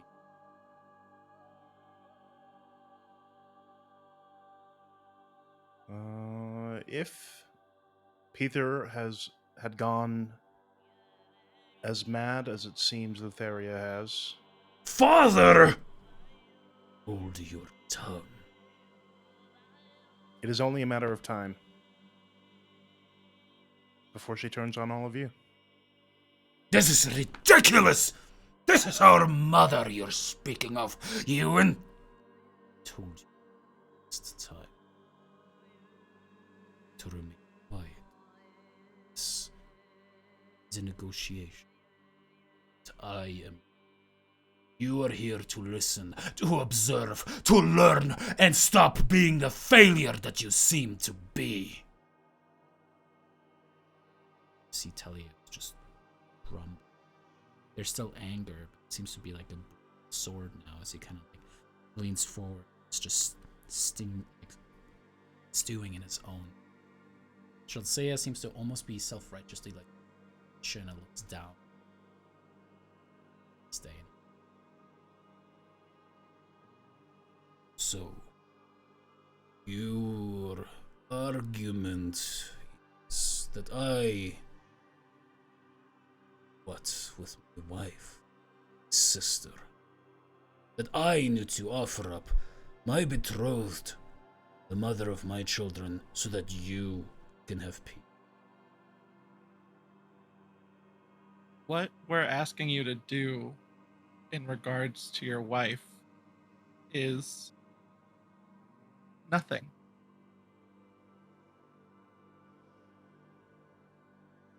Don't interfere. Don't interject. Let what needs to happen happen. Still have not given me a reason why I should do this. You would be the Titan worshipped for saving everyone. I would hope People that would your see you. children would understand that we've put their value on the table. We would not be having this summit if it were not for one of your other descendants. And I just look at Estrella. And everyone else does as well. I send a message to Estrella. Suggest that he can lock her away so she can't interfere with the world.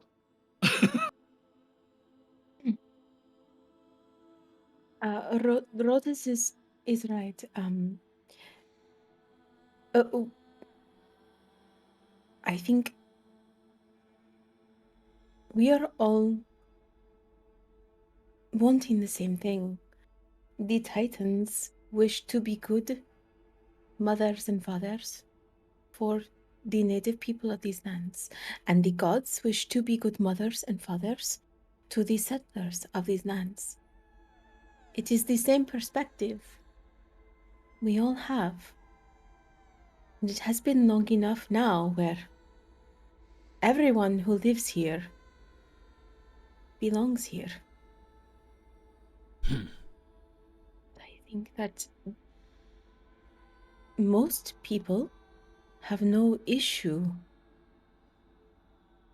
with you, Sydon. Could love you, in fact, as Rote said, cherish you for saving them from the persecution of having to sacrifice children and be trapped in nightmares and other things that are displeasing. I think what we are offering is the opportunity for peace, but also for the people to see you for the Titan that you are, the rightful Titan that you are.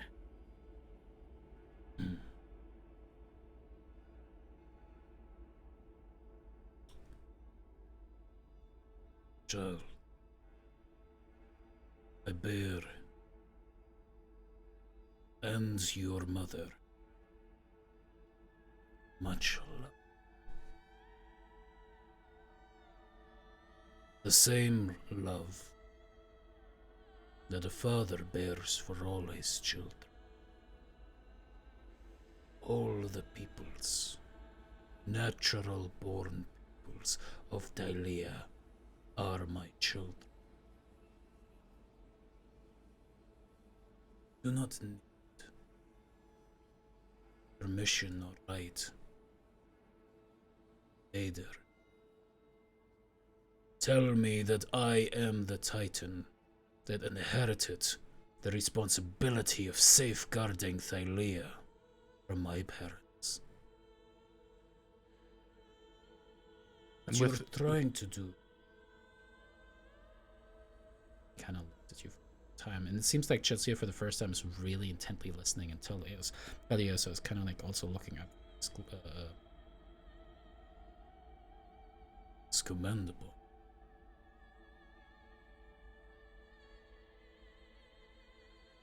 But I must say,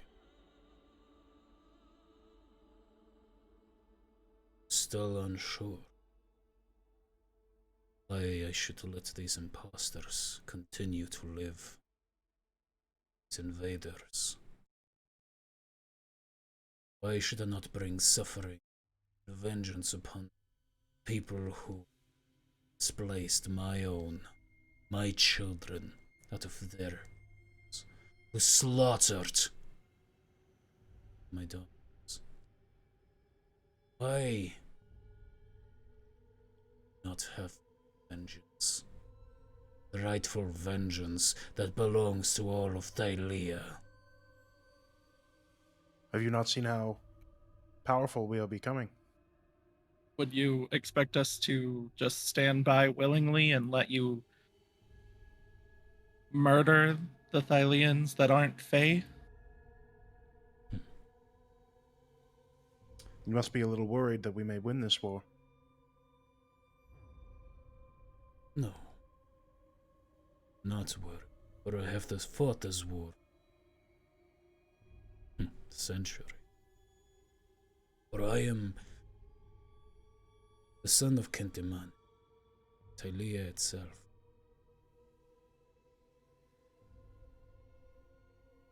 Wanted to. Could have crushed you long ago. Asteria, ask him why he agreed to the oath of peace.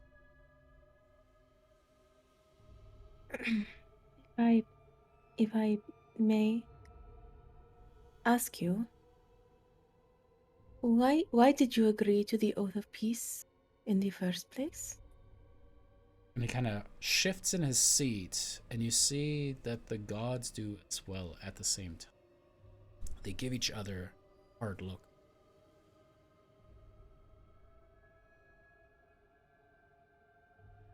We all were stalemate. It was agreed upon to delay the inevitable. So we did.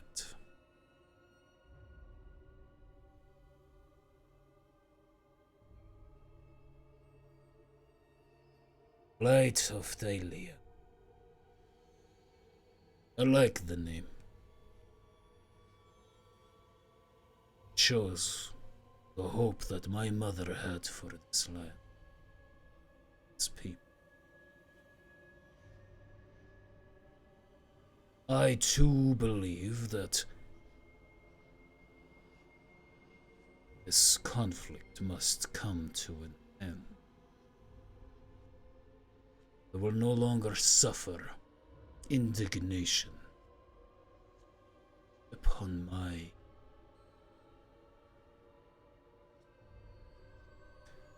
Estrella. I have seen hope, potential in you. You carry within you a seed, my power, the likes of which I have not seen before. And at that, you see both Chelsea and Talios wins. So I would propose something, having heard your proposal yet. And let me rephrase, and please correct me if I'm incorrect. But you are proposing that I stand by as you attempt to kill my wife. That I do not exact vengeance upon these people, but let them be free to do what they want as they continue to pillage the land and thrive off the natural people. So that they may choose me or one of those weaklings.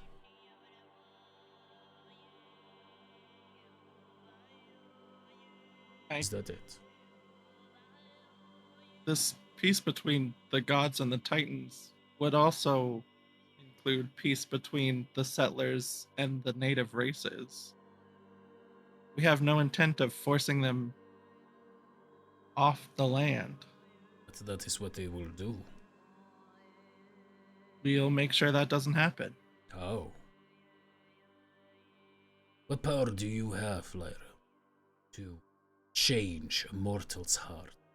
And not just one, not just a dozen, not just a village of 1,000. The hundreds and thousands of people live on Thylea. The greedy hearts of a thiefling trying to steal bread so he may survive from a tribe of struggling centaurs. How will you turn aside the anger and hatred that lives within those who to this day, after everything that you have said to try to speak truth to them, Estrella, still worship secretly Estor and wish to return Thylea to a land of dragon fire and burnt bones?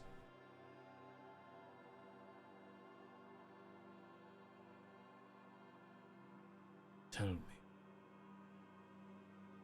what do you see yourself do to turn aside that?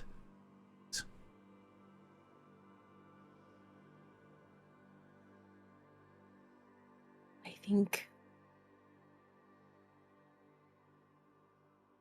think seeing such incredible, powerful entities as the gods and the titans shaking hands will inspire the people to do the same. For if you cannot inspire the people that follow you, what is it that you do? They will love me, or they will fear me. Either way, they will worship me.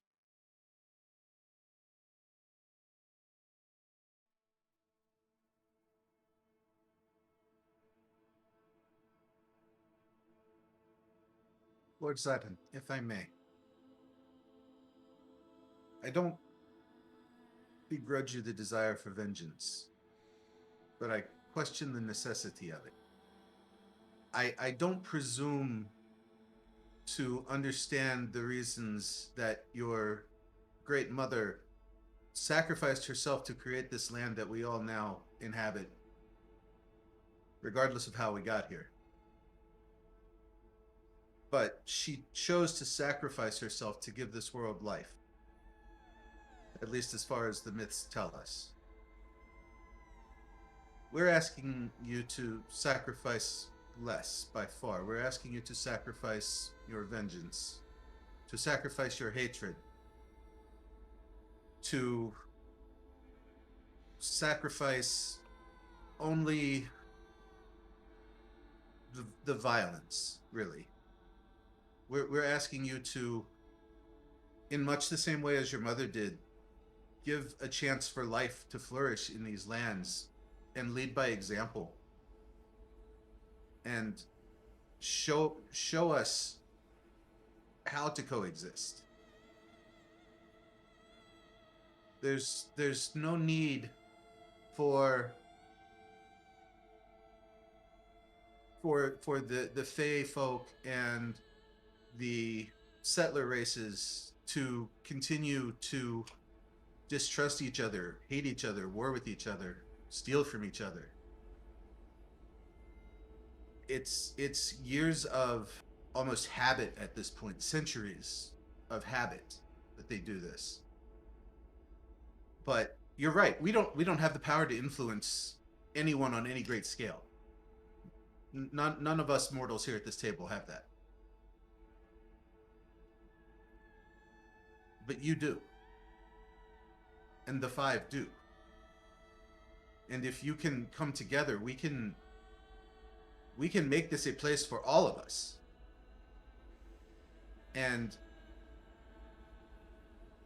as the one with inarguably the most to lose by doing so, you set an example that can't help but inspire love for you in the hearts of all. And wouldn't you rather be loved than feared?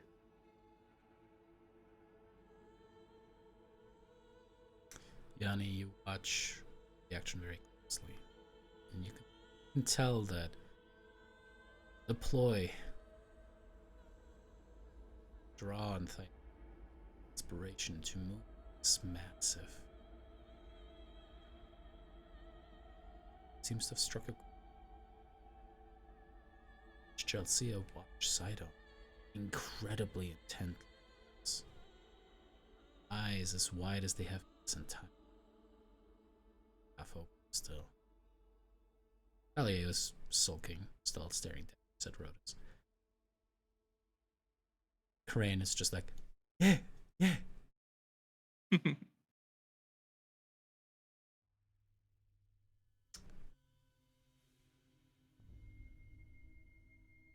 Say, I would allow this. If convince the hearts of my people to no longer seek the blood of you. There is still much uncertainty with this idea. There's hope you carry forward.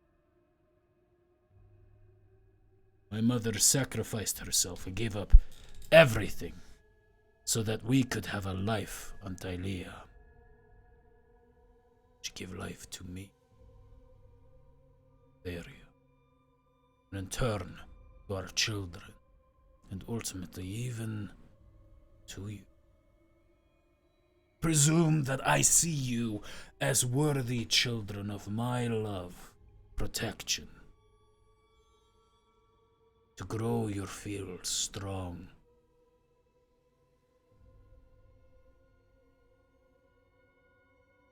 What say you, almighty gods? How would you feel about this? There's a little bit of a poisonous note you guys catch on to. Sydon shoots towards them. Peter is raging. Notice you look over towards him and you can see the glow in his veins starting to shine through. Realize that he's like seconds away from exploding. Alice is probably the most contained out of all of them. Vulcan is on that white hot rage level where he's extremely calm, extremely steady breathing, but he has not taken his eyes off of Sydon this entire time. As Valis speaks,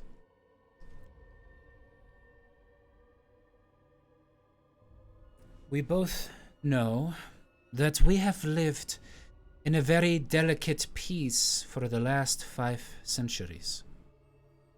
I presume that you have watched me as closely as I have watched you.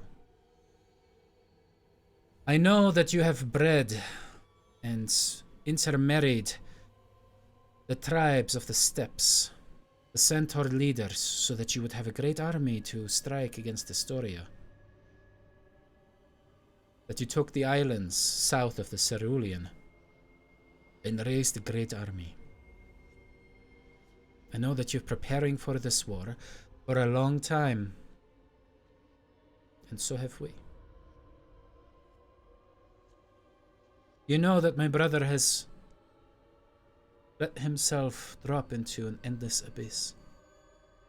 And Peter just goes wide-eyed and starts to kind of stare down at the table for a second. And then kind of looks over towards Valis, a feeling of betrayal almost splaying across his face.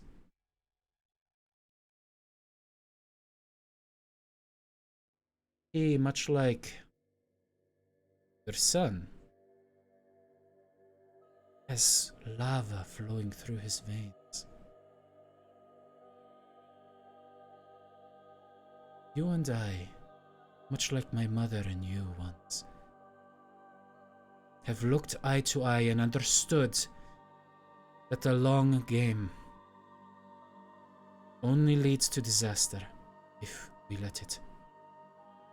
Thus, it was I who supported the expansions of the temple to you and your wife within Mitros, to not outlaw the worship of both of you, but rather to find a way to coexist. Long before I became Custus's wife and Queen Mitros, I traveled the countryside. I spread the knowledge of advanced farming techniques, not just in the settlers' settlements, but also amongst the Fae. I have worked hard to spread knowledge and respect. I held those who were responsible for the Geigen slaughter responsible. You watched the things. I saw the stranger in the cowl in the back.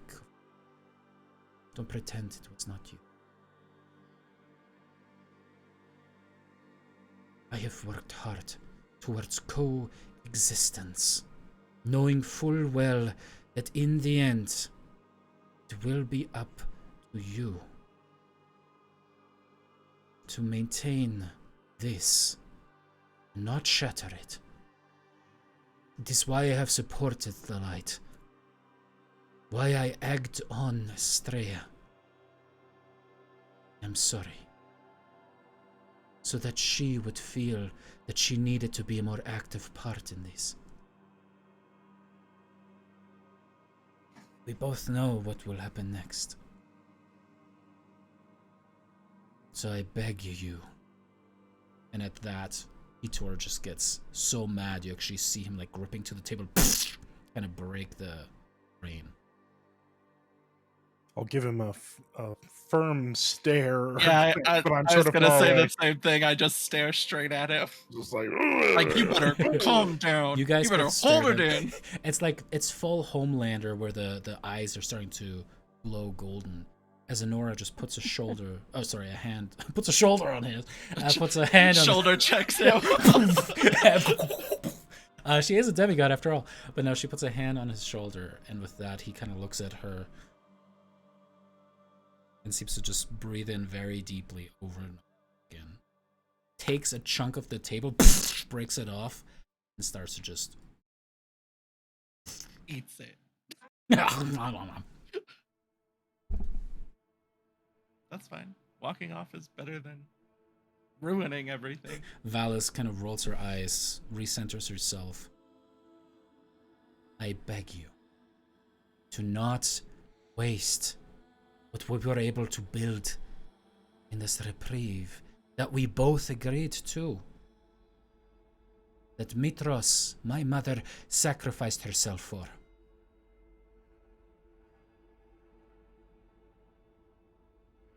Beg you. Sydon just leans back, still straight chair.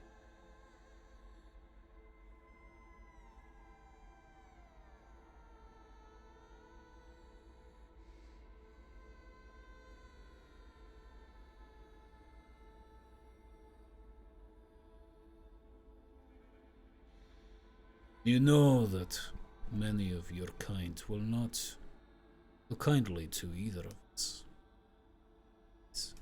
Will decry both of us as traitor.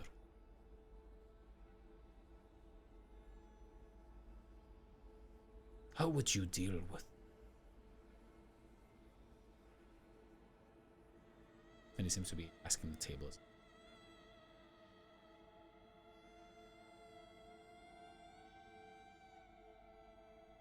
The light of Thylea will still be here.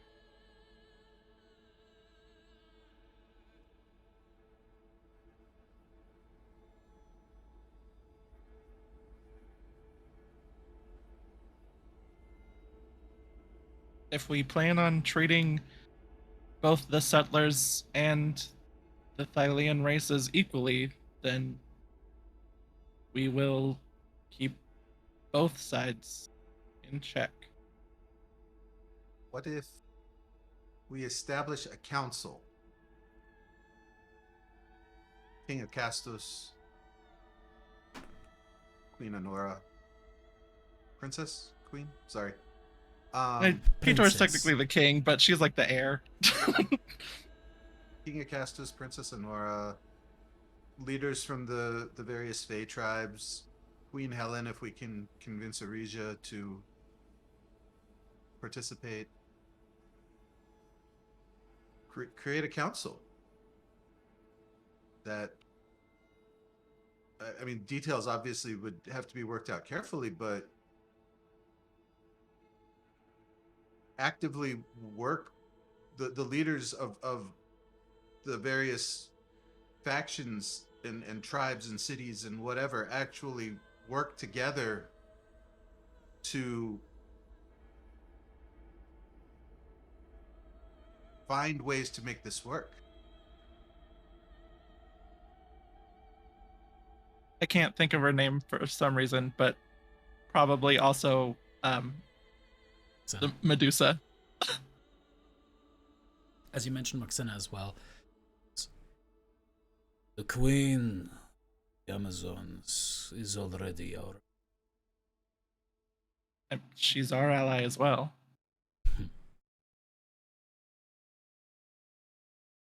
I would consider the possibility of this in exchange for an act of good faith. Your city, King Acastus, descendant of Estor the Butcher, has been at war with Asia for a long time. Is it not? Caskian goes, it has, Lord Sydon. As such, propose that as a preliminary act of proving the possibility of this future, our combined forces were to take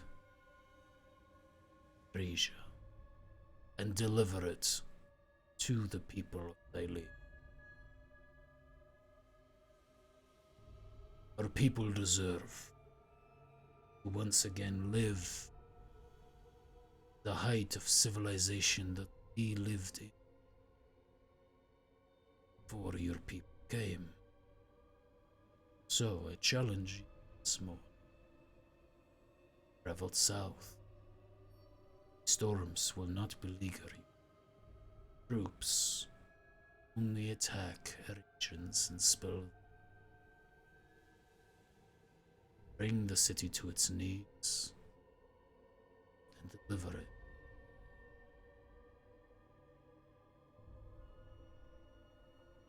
To establish balance.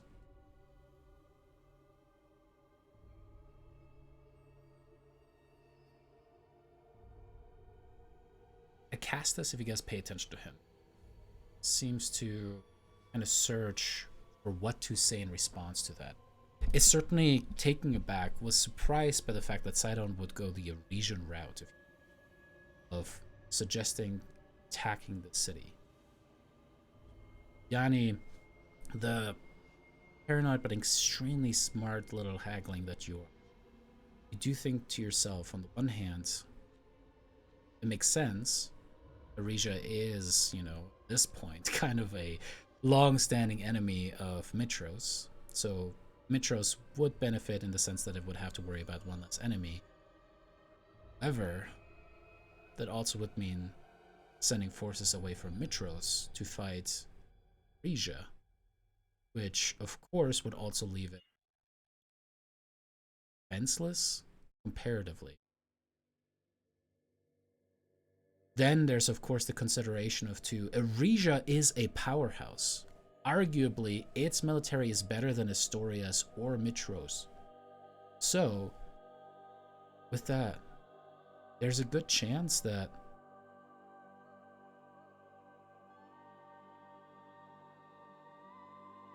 it would certainly be a big boon for alien people. Take Arisia. It would leave Mitros in a position of weakness. But similarly, if indeed Sydon's forces were to move forwards, that means that at the very least its troops would get depleted there rather than on Mitros's steps.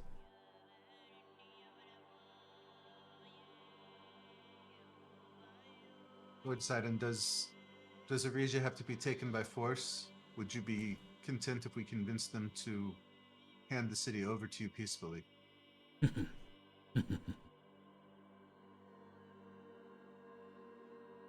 The hopefulness of the young is something that sometimes ends. Deliver me the city unharmed, all of its riches. The doubt that a tough old is going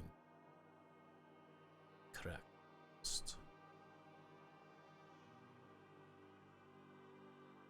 The richest part might be the hardest.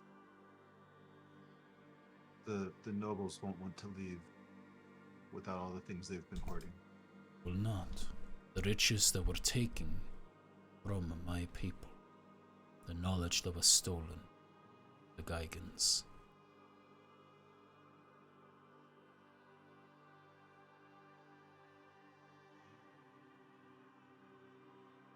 What if the riches were used to create a monument to the peace, or some sort of library that can be accessed by all, both settlers and natives alike?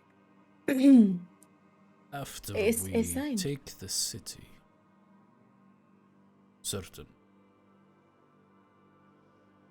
But, and he looks over to Chelsea, who seems to kind of smile, a little curl at the side of her mouth. You get the sense that this must have been her idea. The aspect of taking Eurasia going to be non-negotiable. That is my ask. If you want me to not strike down and destroy Mitros, to smite Astoria to dust, a tribute has to be given. And this tribute I choose as your ancestral enemy. Something that I believe you should be in favor of.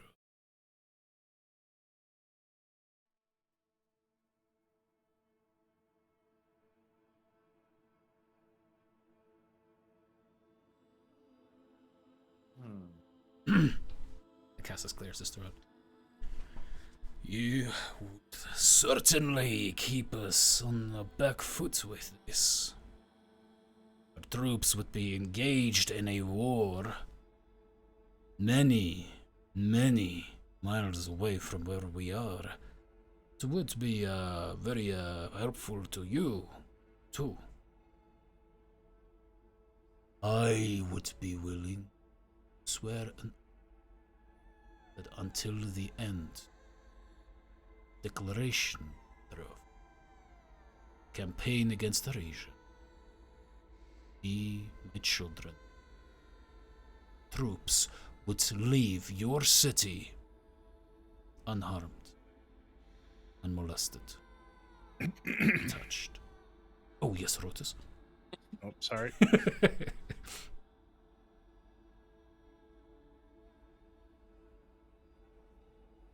You would similarly have to swear the oath that you will dedicate your troops to the vanquishment of Eurasia and allow my troops and the leader of my choice to take uncontested control of Eurasia.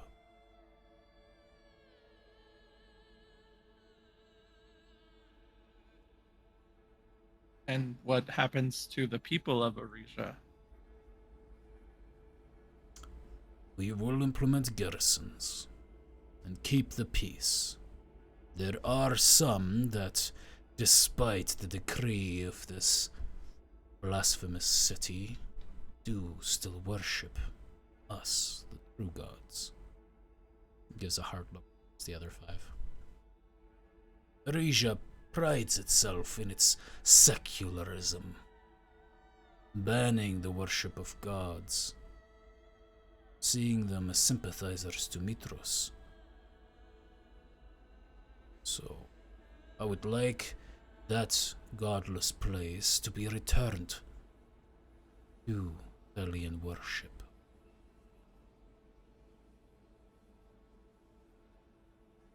I will do this with or without your help, Yani.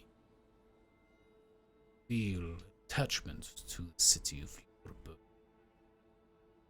You aware that fire, lightning, thunder will come to it by your well, Try However, to spare the library, please. I would be willing to spare those who lay down their arms, swear fealty to me, children.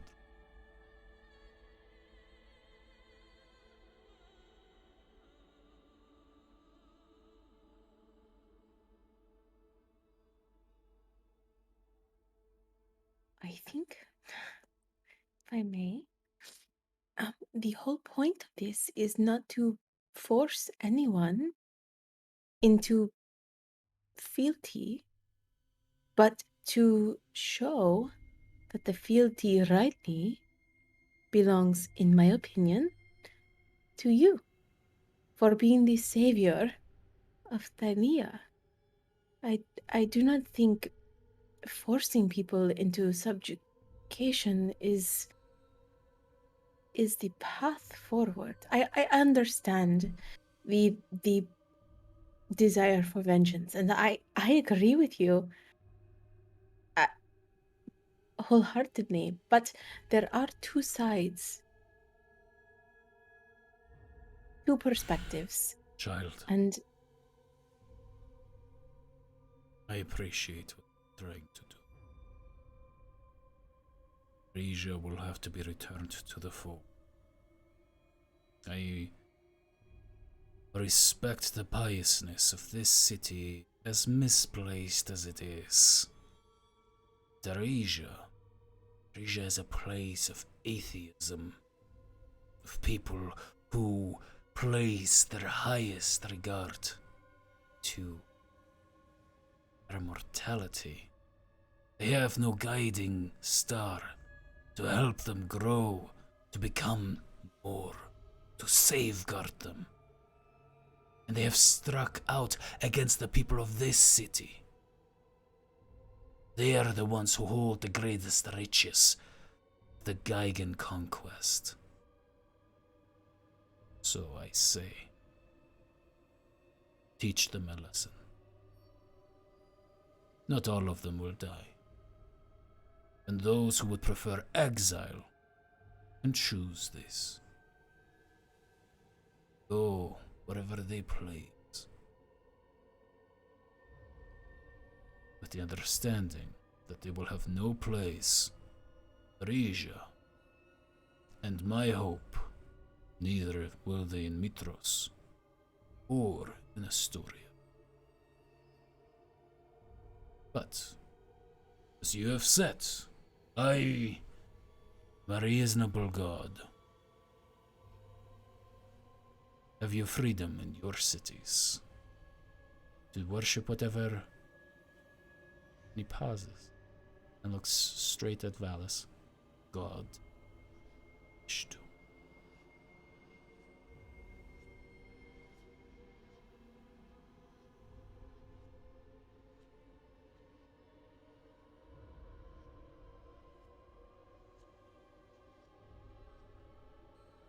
I Chelsea clears her throat, kind of at the same time as you go. She kind of looks towards you, and there's a nod and a smile as she kind of like, just go on ahead. She doesn't say that, but kind of like in the. I would have to agree with Estrella on this point. Obviously, this is an open table. We did not ask this summit to happen just to have you here to tell you what to do and not give you your own compromises from this talk. But we also did not have this summit to plan for more bloodshed of any side, no matter how bad some of us may want it. And I'll just glance at Chelsea. She just smiles, keeps her. So I would say, while taking Arisia back is not off the table, for the Arisians who do not wish to worship any gods, the only option should be exile. See, I kind of, you know, in an act, a play almost of exhibit of agreement, she just very wisely nodded herself towards. You are indeed correct. Exile is a very kind option compared to guild. Father and I have discussed this at length, and we wanted to consider the option of showing our kindness to those who, over the past centuries, did turn to the true worship. My friend Gaius is a steadfast believer. Came from a long line of original settlers who, from the get-go, understood that Sydon was the land.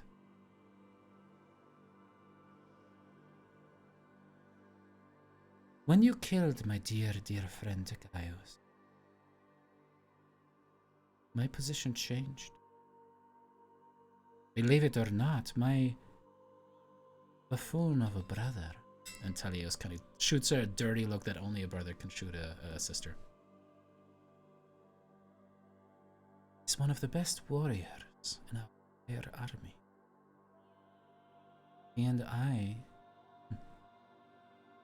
surprising even me, were of the same opinion that we should decimate cities of Historia and Mitros to make an example, that those who still worshipped the wrong gods would be burnt at the stake. Everyone else was allowed to give up everything they owned so that my father would be properly worshipped. But you killed my friend, you see. And I have been watching you grow stronger and stronger as you have pilfering the tombs of those who slaughtered, unearthing ancient carcasses, dwarves. You have certainly done a victory tour around this aura of memory, trying to recreate the status of the dragon god. Lords. But I will tell you something.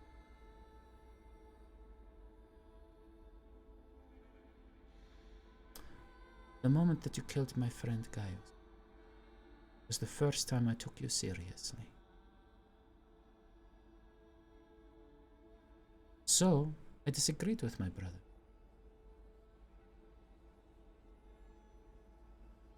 I told him that we should not proceed in the plan that we have. That we should hear you out. And that we should give you a chance to prove. If you're willing and able to strike at the heart of an enemy that you see threatening your land and your future and peace, maybe they're willing to do this again, but this time securing a complicated, complex, messy, but maybe lasting peace. Now he disagreed. For good reason. Sweet. But I would like to give you this opportunity. I believe my father does too. He just nods. So I want to make it clear that this part is the second stage of you proving what your metal is made of. If you are serious about being equals in this peace with us, the Titans, prove it. You don't want to spill any blood? Sweetly. Sweet, sweet. What are you two? Are we cousins? No, I would be your aunt, yes? I believe so. My sweet niece. Blood will be spilled, but the question is, do we decide whose blood will be spilled, and do we do it together so that the sacrifice that we make and soak the body of my grandmother with is going to be for the lasting peace between our peoples? Or is it going to be each other's blood that we will spill? Either way, this war will come to an end. I've sworn this. Myself, my father, and probably most important, to Thylea. I will bring this about.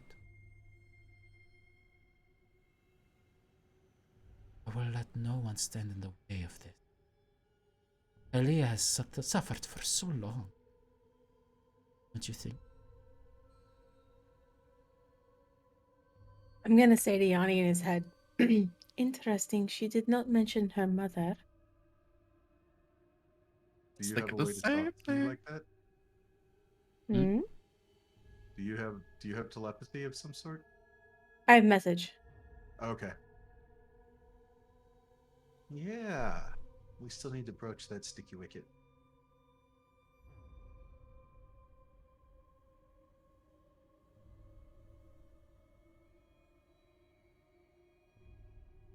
I just look at Lyra. Don't look. So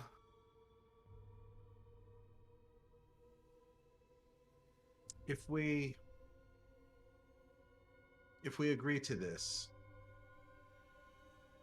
there's still the issue of Lutheria. What issue would there be, huh? Elias kind of turns towards you. Clearly not listening. How would she agree to this peace? Would she agree to stop demanding the sacrifices of children? Would she agree to leave me and my friends alone? You asked that my wife be included in this, so she was not. I do not presume to speak on her behalf. She's an equal child of. She has her own complex motivations. And such, you will to ask her yourself.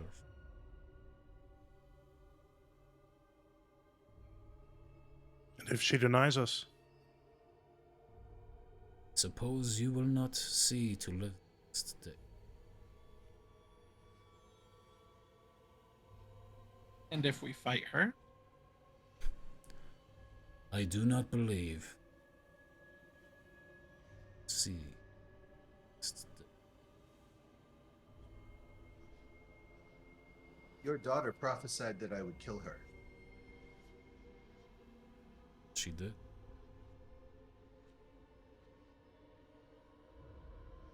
Kind of don't want to.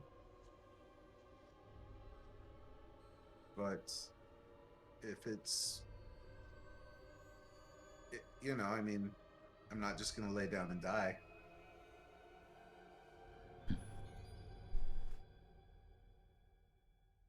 As Talios kind of goes, you little runt, you think that you could do anything to my mother. My mother is the ultimate. And with that, you see. She's been scared enough of me since before I was born to put me through hell for the last 2 decades. So yeah, I think there's some chance. As full Yanni Damon comes through, in that moment you see Sydon slap Talios on the chest, and there's just a flash of lightning. Talios just disappears. Which probably cut me off well early into that little rebuttal. That boy in timeout. And Yanni kind of stands. I was like, "That's right." No, I'm just kidding. But as no, Yanni's kind of more like. Sydon goes, I apologize for my son's hot-headedness. He loves his mother very much. As do I. I tell you what. You want to speak with my wife so badly about her proclivities and desires.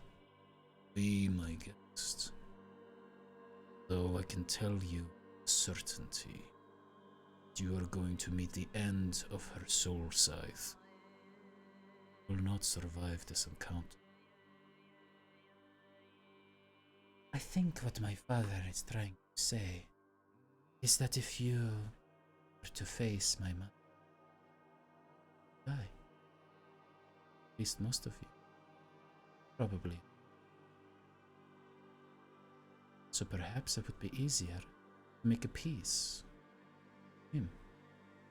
Us. And let us handle, contain my mother's bouts.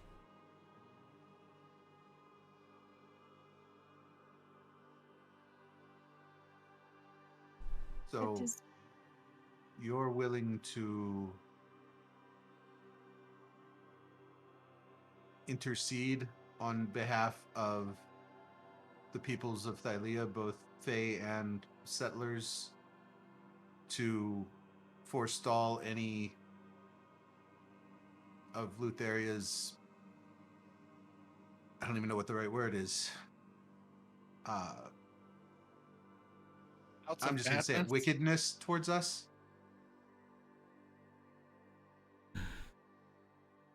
Prove yourselves to me. It's my family. Prove to me, somehow after centuries, you're more than backstabbing.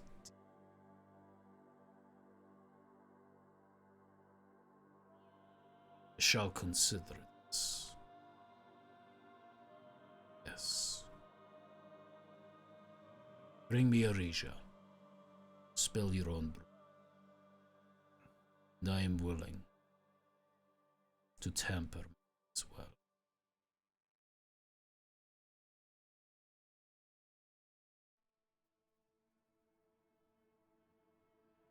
Maybe have a moment to discuss amongst ourselves. It's the open hand out and it's over there. It's Cringe just like nodding very excitedly along. You see the two of them kind of look towards each other as they stand up from the chairs. And Chelsea is kind of like giving a look to Quinn, and she's like, "All right, I hope we're gonna be back. Anyway, it was really good seeing you." The lightning sky. Oh, I didn't expect him to full on leave. As Peter kind of comes back, takes his chair and throws it into the sky where the lightning seems to have kind of disappeared. As he says, "You can't be serious, all of you! Are you insane?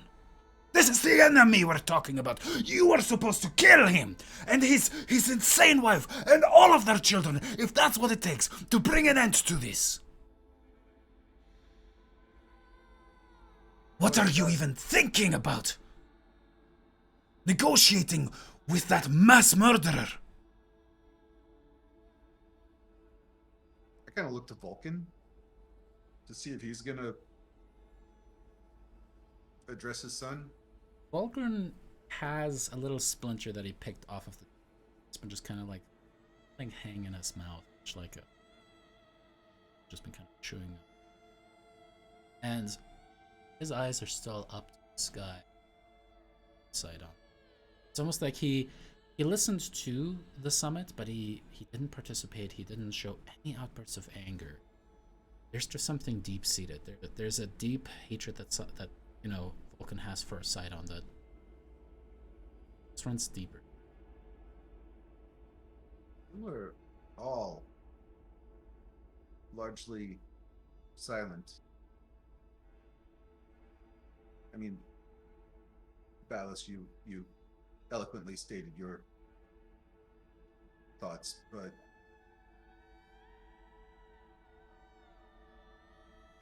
Peter has made clear how he feels. I guess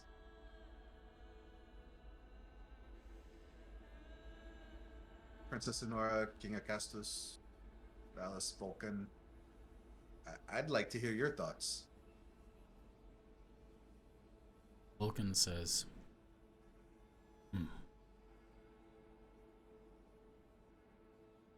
I said my piece. And his eyes just shoot to Rhodas, the blade on his back. As he nods to you. I believe the next generation will have to make that call.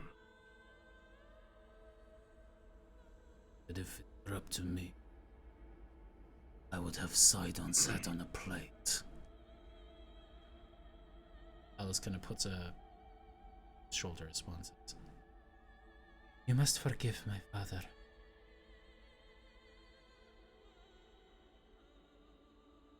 At the time of the oath, our mother had to ascend to the skies, for Sydon had wounded her. She was the reason the oath was signed in the first place.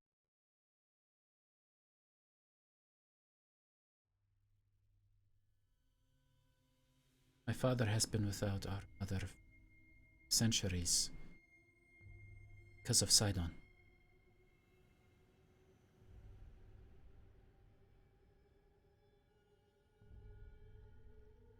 Personally, I have spent a very long time after the oath was signed trying to think and imagine what the right thing. To fall into anger and despair like my brother has. And I did for a while. It is good that the goddess can choose not to have children.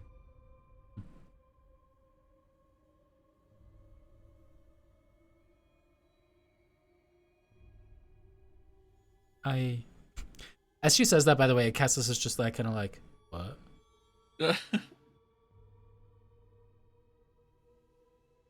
After years of searching the land and conferring with the people of Thylea, disguising myself as one of them, I learned so much.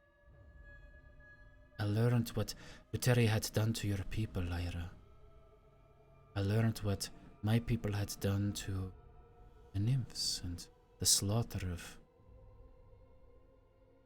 your aunt, Estrella. There's so much hatred, blood, and vendetta. An infinite circle, a vortex of death that would just draw us deeper and deeper and deeper into a dark hole where nobody could climb out of anymore.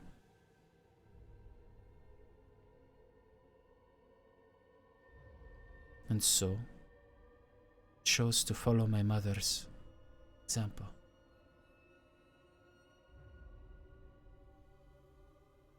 I chose to learn of the people. I chose to respect them and understand what they had to offer, and then I spent the next centuries building. Sowing understanding and appreciation for one another. The academy was once blocked to Fae people. I became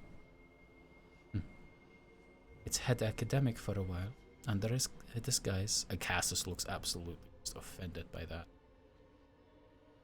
And I lifted that ban. I traveled across the old woods. And I taught the people there how to keep themselves more safe against the wild threats that spring forth from Thylea's crest. Everything I have done, even calling you upon, Estrella, was a move in a very, very complex game of 10 pieces. And all of you guys recognize 10 pieces is like chess in this world, where it's like very heavily played. It's a super, super, super popular game, to the point where some people even like, you know, they'll like, let's say for example there's a land dispute of like where's the land line separating these two farmers things. They will just play a game of 10 tiles and resolve it that way, because it's just like, why waste time? So I need to apologize to all of you. I may have used some of you to try to make this day happen. But most of all, I am impressed and hopeful for the first time, truly. This might work. I do not want to spill the blood of Arisians and will not engage in this myself. But my husband is the King Mitros. And as such, he has the right to send troops where he sees fit. The cast does.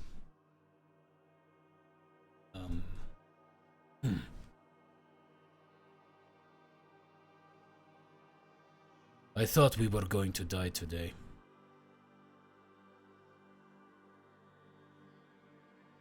I was certain that one of you would put your foot in your mouths and Sydon was going to smite you right then and there.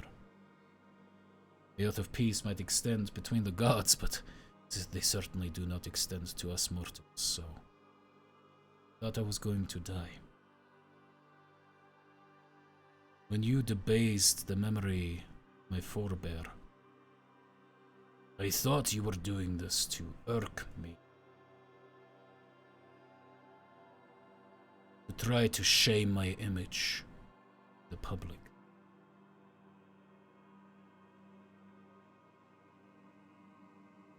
But I see an opportunity when it is presented. Sydon is going to come to a city's doorstep one way or another.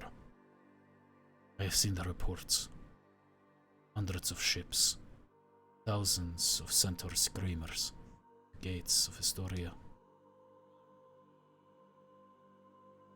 Titans will have blood, one way or another. Maybe we could use this, at the very least, as a form of armistice or stalemate. Wipe Arisia of base of Thylea. Let Sydon weaken his troops there. Then, if we must, send you all into the fortress it's making, into the Tower of Praxis, slay him if he betrays us. Does not. Kind of looks over to Val. Suppose then we'll have 4 gods to their 2. 1. Am I the only one who noticed that he did not say to not go to Lute? To not challenge her? Nope, I caught that. Or do you? He also didn't say he would he also did say be he'd love there, to. so I think there's a philosophical concept called plausible deniability, and I think that's what he was going for. It's kind of my take. As Yanni becomes a Yeah. lawyer subclass. his daughter didn't mention her either, so Pitor just looks at all of you. She looks so much like her. Ugh. yeah. I did a double take when she showed up. Well, she's blonde, so I I almost knew peed a it wasn't little her. bit. I almost peed a little bit. You are all fools. Sydon is playing you for fools! He's going to take the opening in our armor and shank us the second we put our attention towards Arisia. He said he would swear an oath that he would not. Ah!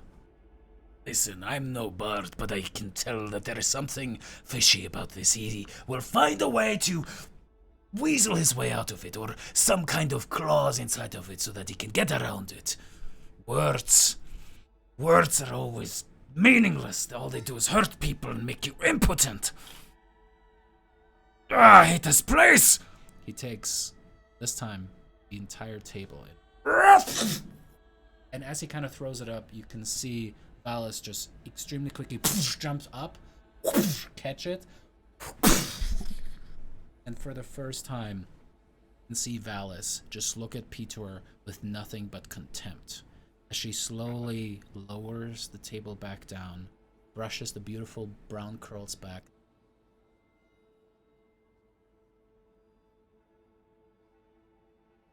You and I both will discuss this later. Go. This place, this is all useless. You don't know what you're doing. This is you're selling the cow with the entire farm and paying gold on top of it. This is stupid. And with that, Peter just takes off into the. Oh, He needs a vacation. That went about as well as I thought it would, to be honest. Vacation. Real relaxing. As Honora kind of looks up, and you can say they see the shame and embarrassment kind of splayed across her face as she says, I will speak to my father. He has been tense in the days leading up to this, and so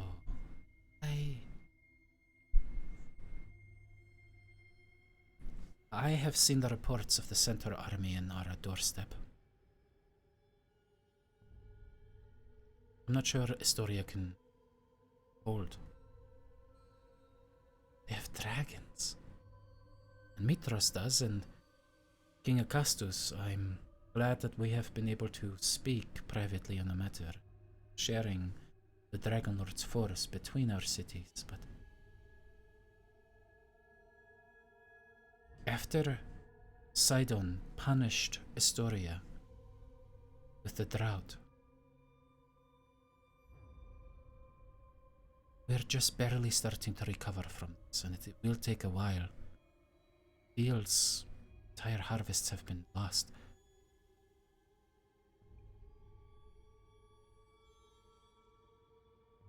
Astoria is the bulwark of civilization.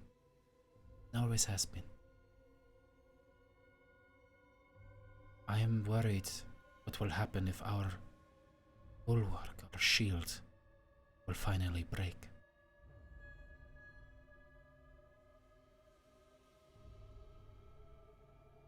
I, for one, have no opinion as far as the invasion of Arisia is concerned.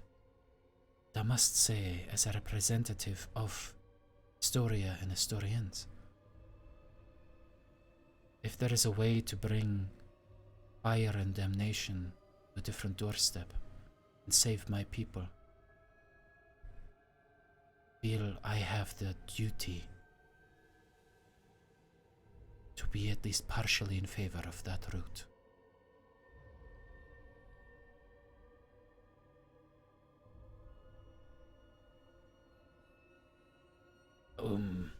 Castus kind of. You were the ones who brought this about. Kind of nods towards his story in kind of like a thankful way. I think it is important to know what you think on the matter too, then. So please, what do you believe we should do as a united Thylea? King Acastus, let me ask. I only know the rumors from the streets of the situation between Mitros and Arisia. How likely is it that this is going to turn into open war in the next few years? That depends on how bad the damage to Mitros will be. If Sydon wins, then I suppose this will be a moot discussion. If we somehow weather the storm. And he waits for people to realize the pun was there. I see what you did there. Thank you. Then, well, we will be weakened. I Still don't know the extent of his warforce, though we do know that he has at least 200 ships sailing the Cerulean. At least that's our guesstimate. Let's pretend that the whole Sydon thing wasn't on the table. Let's pretend we had another 50 years until the oath was up. Just the political situation between you and Arisia. Well, Is it heading towards war, open war, or is that wholly avoidable at this point? kind of looks uncomfortable with the idea of divulging something to you all. Yanni, make me a persuasion check. We'll say with intelligence. Oh, okay. So it's gonna get an extra +4. This 14. When I heard that you had killed the Lotus Witch, I rejoiced. I know that she had been working with the Arisians, exchanging her knowledge of the weird automatons that she loved so very much, in exchange for who knows what. We have heard reports that Arisia is building an army and is ready to deploy said army. How soon? No.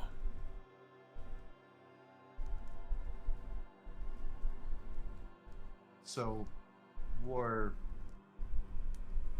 is likely, is what you're saying. Always. Yes.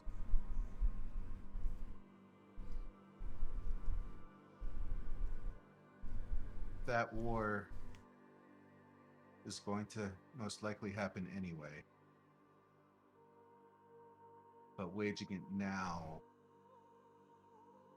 could bring safety from the predations of the Titans and potentially begin the unification of the various peoples of Thylea. It seems a sacrifice worth making to me. And that's speaking as an Arisian, although I don't have much loyalty to the place. I did grow up. If we take Arisia and exile the Arisians, will we allow them to then become Metrosians or Astorians? And I look at Valis and Honora. They both nod. We will take any refugees that come to the city of Historia. And Mitros has always been open to all. I think we should seek a meeting with Queen Helen and lay this out for her and give her the opportunity to convince as many of her people as are willing to simply surrender and relocate peacefully. Does That that makes seem sense to me. wise, or am I just being stupid? Actually, David, what do I know about, just having grown up there, what do I know about Queen Helen and her, like, to Yanni as an Arisian, does this seem pointless? I guess is what I'm trying to get at. Make me a history check, say with advantage since you are from there. I'll give you some stuff for sure. This is more like degrees of success. Gotcha. History. All right. Ooh, not good. With advantage though, so you get another one. Advantage? Oh, it's yeah, advantage. yeah. I love that. I hold Alt and it doesn't. Oh, well, fuck. So much for that.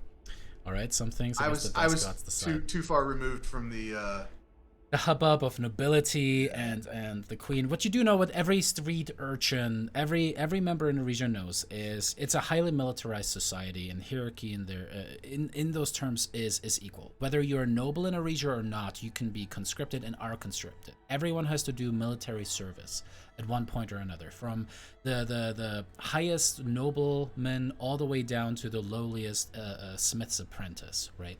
So, and that counts for men and women equally. Queen Helen is one of the most accomplished and balloted about warrior of modern Eregia. Many say that she is stepping into, the footsteps of her forebears, the former bloodline Eregia that had the Eresian campaigns started in the first place. So Helen in general has been drumming up a lot of support while you were still there in favor against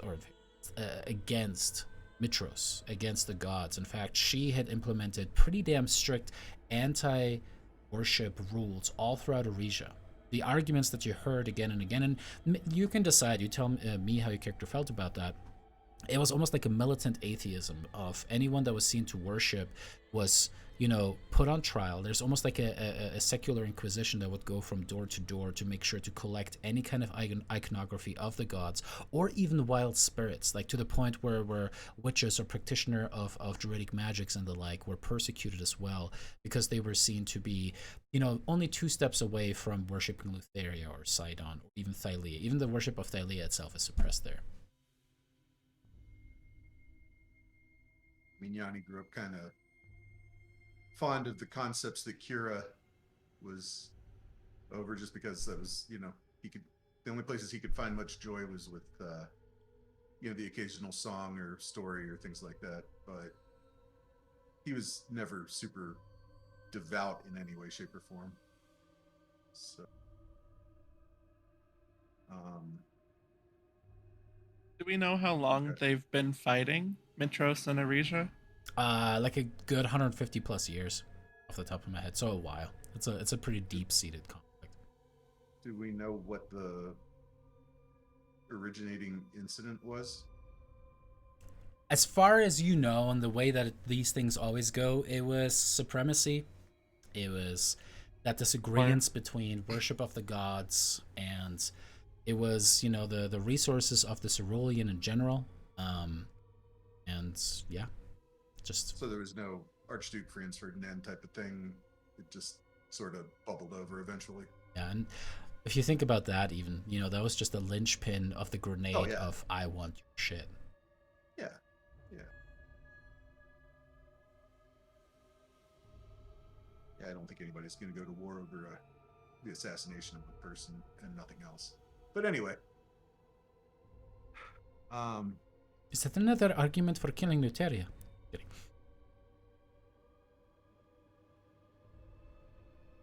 Rotis, I think and Nora kind of says across the table too. You've been quiet. What do you think? I think Rotus is most concerned about what Peter's going to do right now. Whatever he just left to go and do, probably not good. I think as long as we can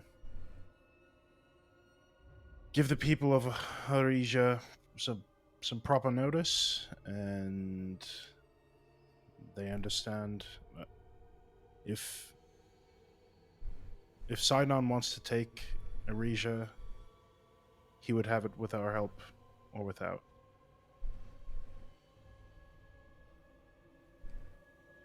King Acastus, I realize going and speaking to Queen Helen first would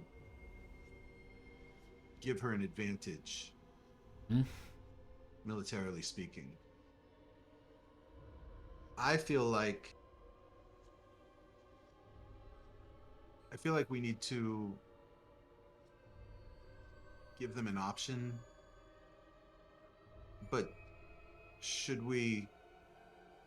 I also don't want to put you at a disadvantage in your army and potentially cost more Mitrosian lives. Should we wait until the armies are at the gates Yes, that is what I was going to suggest. Typically, strategically speaking, the better leverage point is to starve a city, lay siege to it, and then the internal political forces will force the leader of said city to have to bow to the will of the leader. I am proud to say that with the support of our dragons, could do devastating damage to the city while we lay siege to it. After maybe a week or so of this, then yes, I say we go and speak with Queen. If she's of a mind to listen to what we have to So say, you'd rather just them then? she gets to bend the knee, Oh, walk away in exile. you blipped out there for a second. Oh, sorry for the blip. Back again. No, not that blip.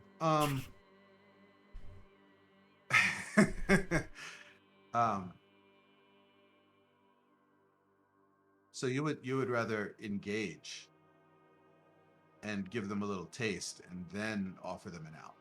Yes. It is smarter.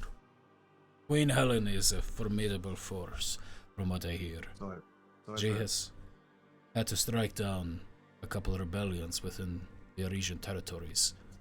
Worshippers of both Sydon and the gods. Brutally, efficiently. Knows what she's doing.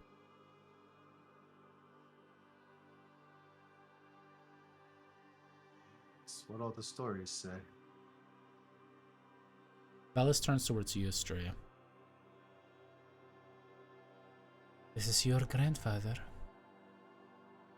I suppose you have no allegiance to the people of Arisia, so I don't want to assume that I know where your allegiances fall.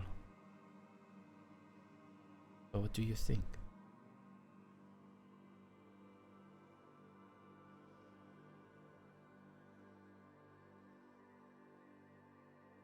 My preference? Everyone will be able to choose, but I understand the desire for vengeance. And I am not a political mind.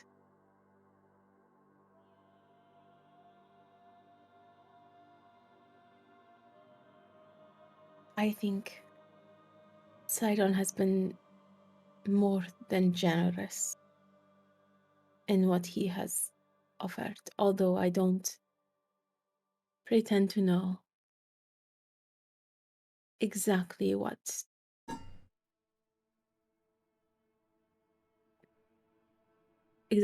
it would mean. Arisha.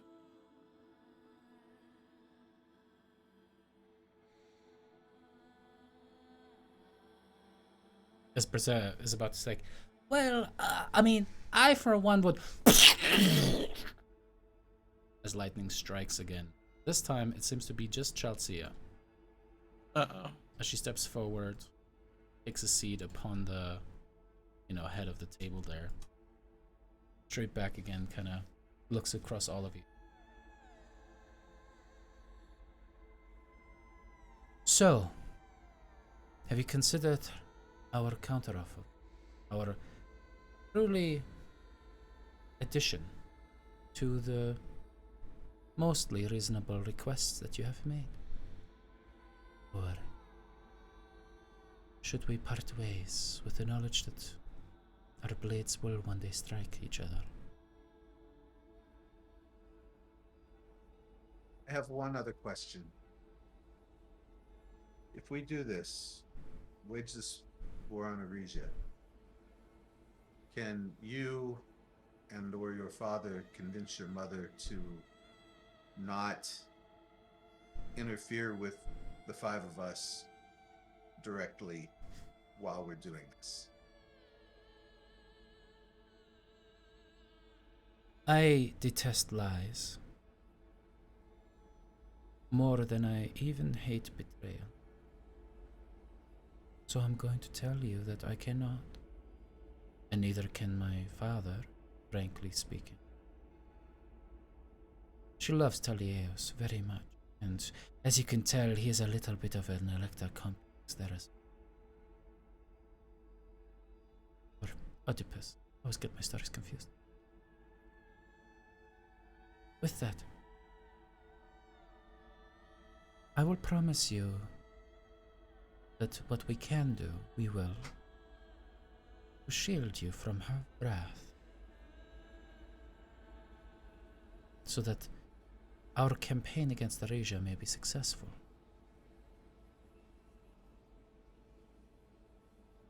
Beyond that, my mother was not at this table. Therefore, she is not privy to what was being discussed. And furthermore, well, I suppose it is something that you would have to take up with her.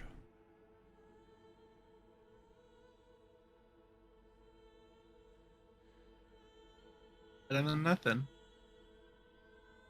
Sorry, what? I didn't understand that one.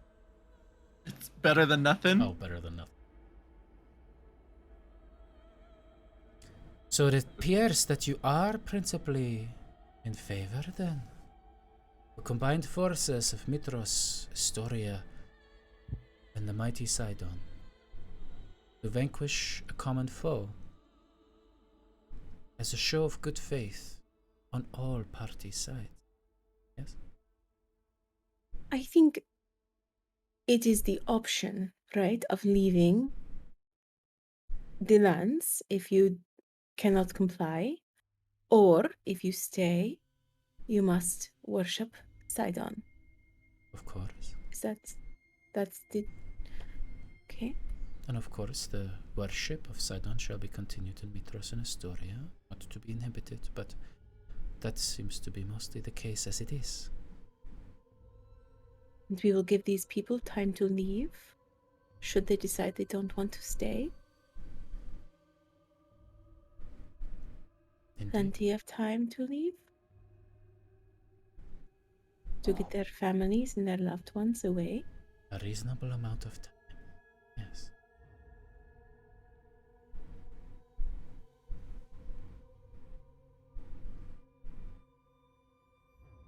Well, if we're gonna oath it, we're gonna need everyone to be here. Let's work out the details in Yes. the coming week. And at the end of that week, an oath will be spoken between all of the controlling parties in question. And their eyes are actually upon Honora, Castus, Vallis, for the most part. And you, Light of Thylea, will of course also be welcome in the Tower of Praxis, where this final oath shall be sealed. The oath of hospitality will be under effect just as much as it was today. No harm will come upon you, and even Lutheria will not dare to strike against her husband, my father, in his own seat of power. You can rest assured that you will be safe. In a week's time, the oath shall be spoken. It appears that maybe there is hope, and that the sacrifice of my dear friend Gaius was not in vain. It is a shame, though. What did you do with his body?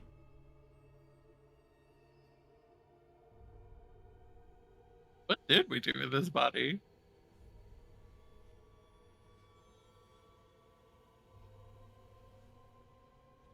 I don't think we moved it. Yeah, I think we left as soon as we killed him.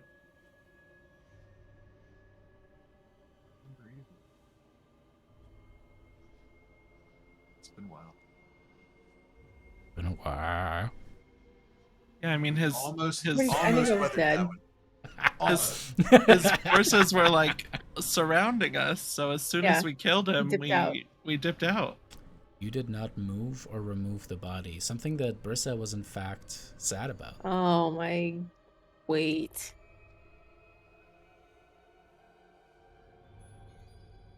I would For have all really- intents and purposes, his body is still on the steps of the library. She kind of narrows her eyes. Her eyebrow shoots up. Interesting. It was not when I went.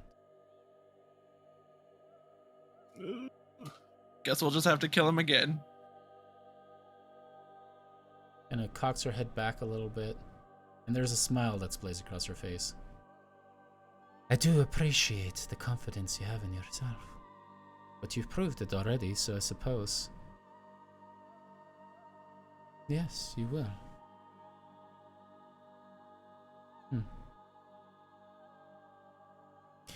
And Yanni, she looks you in the eye now. You will of course be welcome once the oath is sworn, and the campaign upon Arisia will be officially planned to come peruse my most favorite library. You will find the library of yonder exceedingly stocked. Someone of your intellect and reasonable... She kind of looks at the empty, well, where the chair was that Peter had thrown into the sky. Nature. To be something that I very much appreciate. Thank you. To a new age, then. May Thylea and Kentimane bless this meeting. She pushes the chair back, stands back up. Looks up to the sky as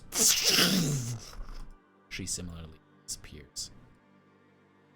And as the ozone hangs in the air, and the adrenaline of this meeting starts to slowly ebb away and give way to exhaustion, that's what we're gonna call the session, the summit. God damn, y'all did it! Y'all did it! What the fuck? That was I fucking didn't even get crazy. to use my nat 20. Oh shit, yeah, that's right. Sorry about that. There were like barely any rolls. They were all knowledge rolls, and I was like, I'm not gonna waste it on that. If we don't know something, that's not a big deal. God damn. Wild. I'm gonna go punch Vulcan and use my nat 20.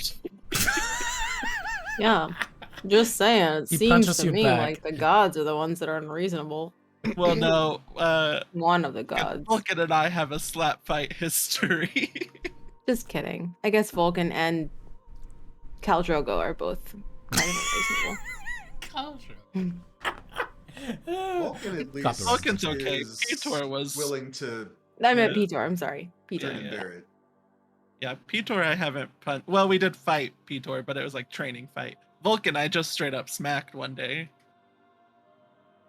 The fight I don't with even Petor did remember not go well, why. right? Huh? The fight with Petor did not go well. It wasn't going badly.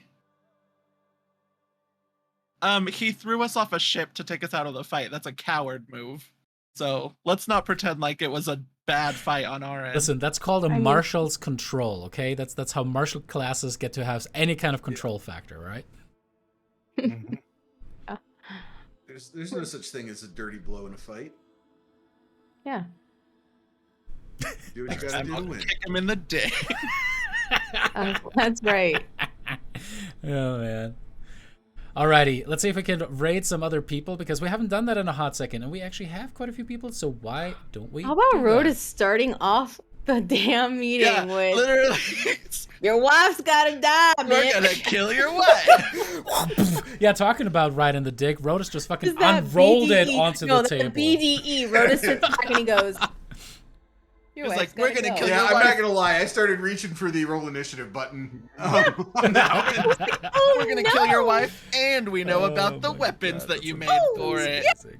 Oh. And the second thing he said was, how about them what? Them weapons. The wife Like, killing what's two weapons. things we said we weren't going to talk about.